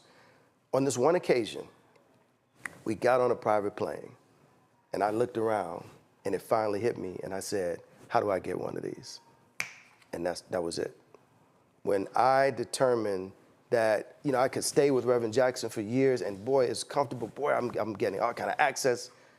But how do I figure out how to be still true to what I've been called to do, but achieve some of these goals on my own? And that's when I knew it was time to. So when you asked that question, that's when you said. When I asked that question to myself, I got on that plane and I looked around and I said, this is great, and we ride on a lot of these, but how do I get one of these for myself? And boom, I knew at that point it was time for me to transition from that role. And so, in doing so, some may have said, man, you crazy. What are you doing? Some of my family members. I remember going home and sitting on the porch on the south side of Chicago with one of my cousins. She's gonna probably freak out if she hears this. And I'm sitting on the porch, over in Chatham, in the neighborhood, and I told her, I'm getting ready to leave from traveling with Reverend Jackson. She's like, what? Because for our people, at that time, right, the role I had, being with him everywhere, presidents around the country, around the world, what do you mean? And so, but I was not deterred. As a matter of fact, that again becomes part of the fuel. And, I give much credit to him for the exposure and showing me what was possible. Mm-hmm. And part of that is part of the journey. We need I tell people, your network is your net worth. Mm-hmm. And show me your friends and I'll show you your future. So being in close proximity to people like that allowed me to open my eyes to what was possible. You say 8 simple habits to build lifelong resilience. Yes. But they're not simple. They're not. But they're also, for most folks, they won't be new. I think what I'm offering is a chance to revive that which may be dormant in you. Perhaps you don't recognize you're being agile, but you don't know the power of the purpose of really harnessing agility. You have moments of vulnerability, but you've really not tapped into just how that will help propel you forward. You think that you're determined, but maybe we could turn it up a notch. And the one that I lean on, and I know you do too, the habit that I lift up towards the end of the book is faith. We all go through church, and this term faith is thrown out there. Right. And we define it, those of us who are Christians, as the substance of things hoped for and the evidence of things not seen. But there is that. But Roland, I'll submit to you, I'll submit to you that when I came to an understanding that I am the substance of things hoped for, I am the evidence of things not seen, for ancestors and aunts and grandparents and great-grandparents that I never met, who never would have dreamed or imagined that I could have the opportunity to do the things that I do. That's a different level of trigger and harnessing of our faith and how that plays into our ability to be resilient. I'm curious to hear how you answer this question. I'm sure there are people who come up to you all around the country, the world, who say, I want you to be my mentor. When that happens, how do you respond? rather immediate. I am big on giving out my phone number, my email address. There's certain keys if you're an alumnus of Morehouse College, which I'm huge on, if you're a member of our fraternity. Those are fast triggers, but you don't have to be. I tell young people especially, if you take the first step, if I give you my phone number and my email address and you reach out, I'll take the next step. And I'm proud. I hope there are young people who would say that I've had some level of engagement and input to their journey. Most of the time I say no. Yeah, why is that? Because I have a biblical view of mentorship. For me, mentors choose mentees, not the reverse. See, that's fascinating. I chose my mentors as a child. See, I'll dare say you didn't. Let me explain. Okay. The mentor has to see something in you to say, I'm willing to invest my time, energy, and resources. And I talk about dogged determination, and I didn't give them an option to say no. Right. I reached out, but that's I reached out, and I kept reaching out. But that's precisely it, though. Yeah. That's my whole point. Yeah. So my point is, your actions show them he wants this. True. And so for me, I use Elijah and Elisha. Elisha says, I want your anointing. Well, if you standing behind me when I drop my coat, you got it. But I ain't about to wait for you. Absolutely. He takes off. Absolutely. Elisha has to drop his plow and follow him. Yeah. Elijah wasn't following him. Okay. Same thing when you talk about Caleb, Joshua. Moses sends them in, y'all go serve the land. Everybody else come back, oh my God, they giants. Well, Caleb and Joshua are the only one who told them the truth. And Moses was like, okay, I'm gonna take care of y'all too, heck the rest with y'all. So what I mean by that is, so I say no. Right. To see how you respond. I got to see something in you that's gonna make me take my time. So we're saying the same thing. I say if you reach out, I'm going to reach back.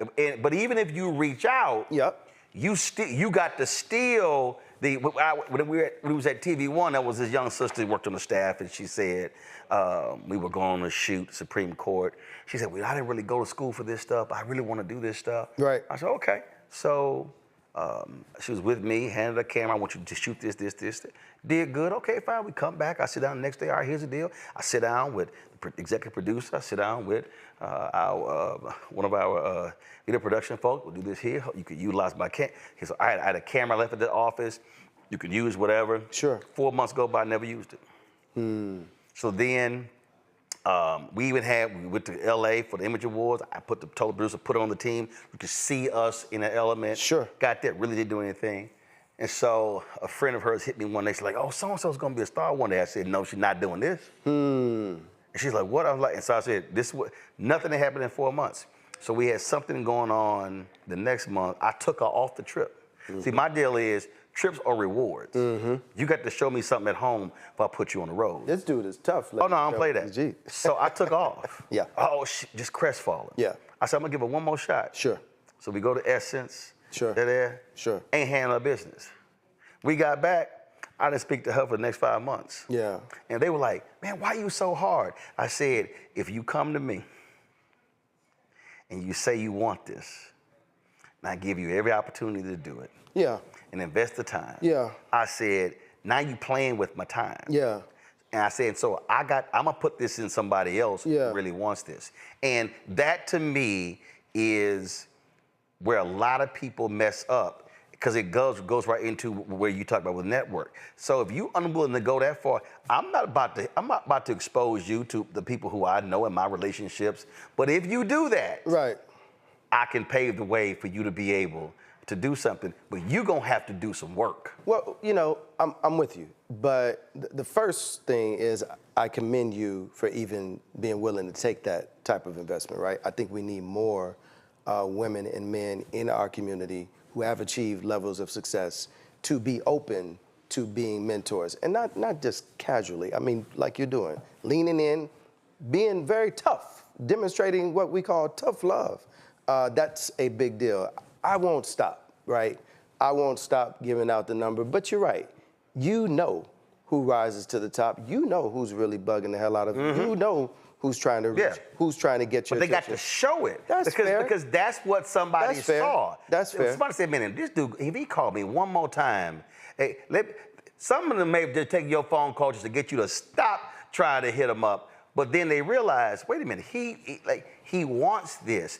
And that to me is what you have to do if you're trying to achieve something, if you're trying to open a door. Closed mouths don't get fed. No, you're right. But, you know, you're also assuming, though, with that perspective, that this generation especially has had a similar journey that we have. I am trying to I'm trying to exhibit a tad bit more grace, which is a big deal. Yeah, you got, for me. You got way more grace than I do. Only because, you know, I can't fault them for what they've not been taught. I can't fault them for living in this world where they're a button away from having everything, they can get everything. They've not had to be as resilient. They've not learned. So part of the impetus and drive to write this book is to not only help folks like you and I, but to show a generation that has not had the journey that we've had, that doesn't know the instinctively to do some of the things. Absolutely. And let me tell you, it's a big deal for me. I'm trying to get much more I gave grace. a master class at Clark, Atlanta, 2 hours. I literally walked through multiple examples of how I had benefited in my career because of this networking and this, how I established a relationship, how I got to know, all this sort of stuff. I get done, most of them walk out. Don't even ask for the email or the number. I come down to the front, I take, multiple come up, want photos. Don't ask for nothing. I said. They're a product of their generation. And I literally said, I'm sorry, did anybody listen to what I said up there? And I said, not one of y'all? Now, mind you, these are journalism students. So this is not like engineering. No. This is media. I said, I just explained to y'all how I would not let anybody in media hit Jack Yates High School, Texas A&M, and they did not beat me. And I said, and you walked up to me and asked for a selfie, and you didn't ask me for my contact information. So that story, you know, only fuels, you know, my desire to lean in more. And I hope for folks listening, that story does the same thing for them. These young people need us in a way that we have never imagined. The fact that you had to shout out and damn near pull people back into the room to say, hey, did you hear me? And that's not an HBCU thing. Same thing happened. I spoke at Texas Christian University. White private school in Fort Worth, but same thing. The first instinct is for the selfie. Oh, man, Roland Martin is here. But very few are going to figure out, you know, I think this is true. From what I understand, I think you remember years back, Robert Smith gave the money for the graduating class. Coupled with that, people just saw the financial, but he also offered himself on an occasional basis to get on the line with the brothers and have conversation. It was unfortunate, the amount of young men that did not take advantage of that aspect of the gift. So the gift was not just financial. The gift of time. The gift of my experience. The gift of relationship. The gift of relationship. And see, that's just it. I think networking is a very superficial term. You and I meet, we exchange a business card. True relationships are built when, you know, you call me, Roland, it's like, hey, man, when are we going to play golf? Hey, man, how's your mama doing? Hey, man, how's your family doing? People are invested in who you are beyond the business. And when they are invested that way, they're going to do whatever they can to ensure that you're successful. I remember when Jada Smith she executive produced a documentary on Angela Davis. We were at the screening in New York. And we're waiting for her to come through. Will comes over, and I'm about to interview him. He said, wait, before I start, he turns to the camera. He says, I want y'all to know. He said, this brother reached out just to say hi, happy birthday, happy anniversary, don't want nothing, hasn't asked me for anything. And I said, yeah. And I've had people say, man, but man, you were facing tough times. Why don't you call so-and-so and so-and-so? Yeah. I'm saying no. Not understanding that, no, didn't need to, or I didn't feel it was necessary. That's right.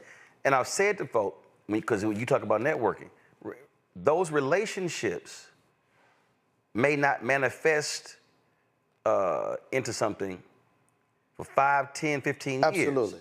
Or Absolutely. you may never get anything monetarily out of it. That's right.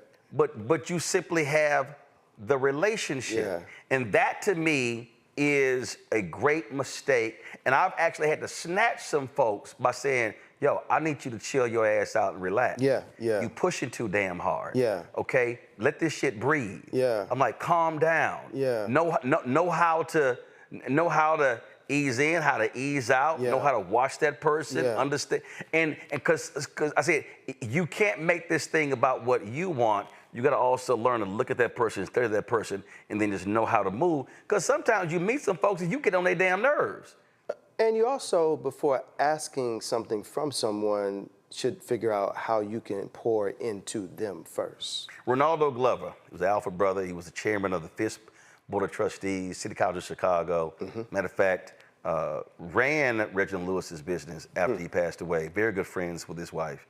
Ronaldo would often, he would meet, and this is what he would say: how can I be of assistance? That's right. That's right. Didn't matter. That was his, I mean, that was one he always. How can I help you? He always said, how can I be of assistance? Yeah. He was being replaced as the chair of the City College of Chicago when new mayor came in, because he lived in Chicago. So basically, he's getting fired. Right. He tells the white guy, okay, how can I be of assistance? And the guy was completely shocked by it. Right. But Ray, that was always his thing. Yeah. That was the question he would always ask. Yeah, I embrace that, and I do the same thing. And, you know, in every meeting, it's how can I be of help? You know, people start, they talk, but at the end of the day, it's how can I be of help? I ask every book author this, this will be the last question I'll ask you. Whenever one is writing a book, researching a book, doing these things, there's always a wow moment. Something happens where they go, a memory gets jarred, then they go, wow, man, I forgot about that. Or just something pops off. What was it for you? So in the process, your publisher asks you for the first half of the book so that they can do an initial review. And I thought, you know, you're writing the book before the book. Right. Yes, and yes. But I'm thinking, okay, I'm writing this book for Roland, and I'm going to give him these habits that he can use to become more resilient. She pushed the book back to me.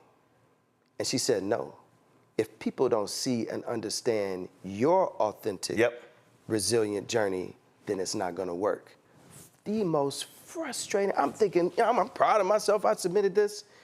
It forced me to go inward. Put a mirror up and divulge things that I've never admitted, said out loud, and definitely not in this way. And I am the better for that type of liberation. That was the aha moment. Because what? For the history, your whole deal was normally private, reserved. Well, I thought I was writing a simple self-help book for Roland. That it was for you. It wasn't for me. But in order for it to help me, I need to know how you applied these things. No doubt about it. You went through. No, but that was the aha. I didn't, as a new author, I did not know that. I thought, you know, I could write this and I could shield all my stuff. I don't have to talk about you know, my resilience. You know, let me just, no. Because your personal story, that's actually how someone actually then connects with what you're trying to say. It's important for people to know I lost a business. It's important that people know, you know, I've been fired. It's important for people to know, you know, I struggle every day. You know, it's important people to know that sometimes what you see on the outside does not represent what's going on the inside. But also, we continue to persist. But it's also important people to understand that, because what it also reveals, you still overcame it. That's right. The greatest mistake that I do believe that we make is, even I think with children. Yes. And a lot of parents do this. A lot of parents, they don't talk about pain and suffering. They don't talk about financial issues with their children or whatever the heck. Yeah. So then that child has no understanding of what they're actually going through. I remember I was, before COVID, my schedule was just stupid. I mean, I was always gone somewhere on the weekend. Yeah. So one particular weekend I was there, and my wife normally took my nieces to church. They would all go out and eat afterwards. And so this time we would, church was over, we driving home. They're like, Uncle Ray, where we gonna eat? I was like, home? What do you mean? Aunt Jackie always takes us out. I'm like, yeah, I know. I said, spend too damn much money. I said, okay. I said, let's walk through. So we driving. Right. So we about to have a math lesson. How many of y'all in here? 6. I'm 7. Right. All right. This is average meal. What's the total amount of the meal? They sit there trying to figure it out. Times 4. Right. I said times 12. Right. Then I'm like, all right, it's 6 of y'all, 3 tutors, laptops, right, private lessons, right, going through all this sort of stuff like this. I said, I said, if we go to the grocery store, buy these ingredients for this meal, how much is that meal? Yeah. It's 6 of y'all. Yeah. You can stir, you can chop, you can went through the whole deal. I was like, no, y'all gonna fix a damn meal. Yeah. But I needed them to understand that there were costs involved with all of this. And I needed them to understand sometimes you're gonna have to cook for yourself because you can't afford to eat out. And so you better understand what that means. And so then when I bought them, whenever their computers and everything, I would tell them, that's the most expensive thing you ever held in your life. Yeah. So I need you to understand, don't play with that $2,000 computer because I'm the one who has to pay for it to get it fixed. I needed them to understand that this didn't just show up just because anything happens, I could just go get another one. Yeah, my mom did not have to beat it into me. I dedicate the book to her because she was the greatest example of what it meant to be resilient. I watched the sacrifices. Mm-hmm. I knew she worked multiple jobs. I knew she was sacrificing things for herself, for me and my brother. I was a latchkey kid. I had to be at home and feed myself, et cetera. So, I'm grateful that the first example of what it means to be resilient and to persevere through hard and difficult times was my mom. I do believe one of the biggest problems for this generation and the difference between us and them. Somebody actually put a graphic on Instagram. Well, they said, don't you ever, y'all need to leave these Gen Xers alone. Because they went through stuff. It was sort of like they played on slides that took the skin off. Absolutely. There's something on Instagram that shows the toys that we played with versus the toys that kids play with and how dangerous, it was you risking your life just going out to play. They were literally talking about, again, being latchkey kids. We babysat ourselves. Absolutely. We had to cook. And so a huge part of that psyche is knowing what we had, the stuff that we had to do. Absolutely. Which certainly differs from millennials coming behind us. No doubt about it. In Gen Z. It's a totally different world. So yeah, it is a different world. Y'all, the book is The Power to Persist, 8 Simple Habits to Build Lifelong Resilience. The author is Lamell McMorris. Appreciate it, 6. Thank you, brother. Thanks a bunch. Thanks for having me. Folks, that is it for us on today's show. I certainly hope you enjoyed the conversation we had. Kill the music, please. A conversation we had with both of the book authors. Be sure to get both of these books, y'all. And so both are available. Again, The Power to Persist, Lamell McMorris, and then, of course, also The Black Family Who Built America, The McKissacks, 2 Centuries of Daring Pioneers by Cheryl McKissack Daniel with Nick Childs. And so we have these conversations. We talk about new stuff all the time, y'all. And listen, we do this 2 hours a day, every single day. But I believe one of the reasons I also created this show, created this segment, is because when you look at these mainstream white shows, when you look at these networks, they aren't having deep, long conversations. Our book interviews will go anywhere from 20, 30 minutes to an hour. And the issue that I have is that very few, unless you're a big name, then you get on one of these shows, Good Morning America, Today Show, CBS This Morning, or then Morning Joe and these networks. And very few of us get on those shows. And so we created Roland's Book Club. Y'all know I'm an avid reader. I got thousands of books at home. I read 7 to 9 books at one time. And y'all know I don't read fiction. I like stuff that I can actually use that's nonfiction. But this is important because we have to provide platforms for authors to be able to share their stories, share their works to an audience, for folks to be able to find out about these books and also these very unique stories that you don't hear every single day. And so when you support Roland Martin Unfiltered, when you support the Black Star Network, you're supporting this show, but you're supporting segments like this. You're supporting our segment HBCUs. You're supporting Education Matters, HBCU Connect. You're supporting Fit, Live, Win. You're supporting Tech Talk, where we focus on African Americans who are in tech. You're supporting our marketplace. We're supporting Black-owned businesses. There is no show, and I keep telling y'all this is not a lie. This ain't hyperbole. It's real. There's no Black-owned media company that's doing what we're doing. None at all. Not what we do every single day with this show, with the Black Star Network. We're working on a business show, a weekly business show. We're working on a new daily midday news show. There's a lot of things that are happening, so your support is critically important because what I also say is this here, and I spoke at the church on Sunday in Indianapolis, and somebody asked me, they said, well, you know, how do we support Black-owned media? How do we take our money? And I said, let me help y'all out. I said, a whole bunch of y'all love Starbucks. I said, if you decide not to get one Starbucks drink per once a week, 4 times a month, I said, how much money could you then give to support this show or another Black-owned media company? I said, just look at the numbers. See, the mistake that we make is we say we're poor. No, we're not poor. It's a matter of how we actually use our resources. And that's the difference. And so here, we've been asking the folks, if 20,000, let me be real clear with y'all, if 20,000 of our fans, this is total, okay? We do anywhere from 15 to 18 to 30 million views a month. We've got 1.86 million YouTube subscribers. We've got 700,000 plus or 800,000 on Instagram, more than 700,000 on Twitter, 1.4 million on Facebook, 105,000 on TikTok. And we're on Snapchat, we're on Spill, Spoutable, LinkedIn, all the platforms.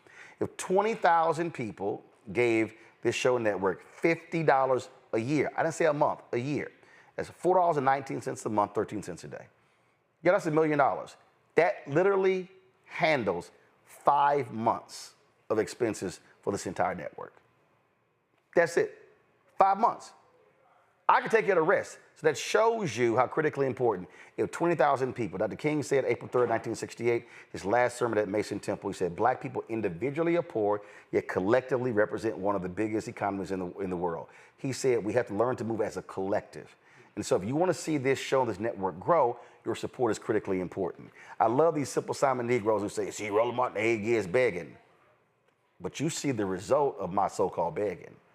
You don't just see me sitting here. We're sitting in the 5,800 square foot studio. We're about to have an event here, a broadcast going to be handling. Y'all, we can literally, matter of fact, Henry, do me a favor. Give me this shot. Give me the shot here. I just want y'all to see. We got about 60, just give me something. We got about 60 chairs in here. We're going to do this soon. We're going to actually have a live studio audience in here to actually broadcast. I don't think y'all understand what I'm saying. You can't do this if you don't build the infrastructure. You can't do this if you do not have the resources to do it. So just imagine when we have this, when we pack this room out, a live studio audience to do a conversation here. Y'all, that takes money. Renting these chairs costs money. And so that's what I want y'all to understand. So I purposely show y'all what we do here so you understand there's a cost associated with everything that we do. We're trying to give you something that Black-owned media has never done. We're trying to give you something that BET is not giving you right now. TV One is not giving you right now. Not one black network is giving you right now. And that is a high-quality black news show where black people are centered every single day. So to support us via Cash App, use the Stripe QR code. You see it right here in the left-hand corner. Again, you can support us with Cash App. So the multiple ways you can support our show, the Stripe QR code, bottom left-hand corner. Use that QR code. You have PayPal is R Martin Unfiltered, Venmo is RM Unfiltered, Zelle, Roland at RolandSMartin.com, Roland at RolandMartinUnfiltered.com. Checks and money orders, make it payable to Roland Martin Unfiltered, P.O. Box 57196, Washington, D.C. 20037-0196. Download the Black Star Network app, Apple phone, Android phone, Apple TV, Android TV, Roku, Amazon Fire TV, Xbox One, Samsung Smart TV. If you want to get my book, White Fear, How the Browning of America is Making White Folks Lose Their Minds, get it. Bookstores, online. Also, get the audio version I read on Audible. You don't want to miss that as well. If you want to get our Roland Martin Unfiltered Black Star Network swag, go to shopblackstarnetwork.com. All of our new shirts, you see them on the website, including the one that I have here, FAFO Project 2025 with Project Crossed Out. Get that on the website as well. Also, you see all those items on my news desk. Those are black-owned products. Those backpacks and those spices and desserts and candles and shirts. The head wraps for fitness, all of that. All of those things you see, go to shopblackstarnetwork.com. You will see all of those. Those are black-owned companies that are on shopblackstarnetwork.com. So please support them as well, because we have to build black-owned businesses, which build capacity, which builds wealth. And so go to shopblackstarnetwork.com, shopblackstarnetwork.com. And don't forget, I need everybody to download the app Fanbase, of course, social media app. You can do what you do with Instagram, what you do with Twitter, all that sort of stuff is there on Fanbase. If you want to invest in Fanbase, they are very close to ending the Series A raise. They've raised $13.1 million. The goal is to raise $17 million. So if you want to invest, because we have to own where we are. So go to startengine.com/Fanbase. Folks, that's it. I'll see you tomorrow right here, Roland Martin Unfiltered on the Black Star Network. Holla!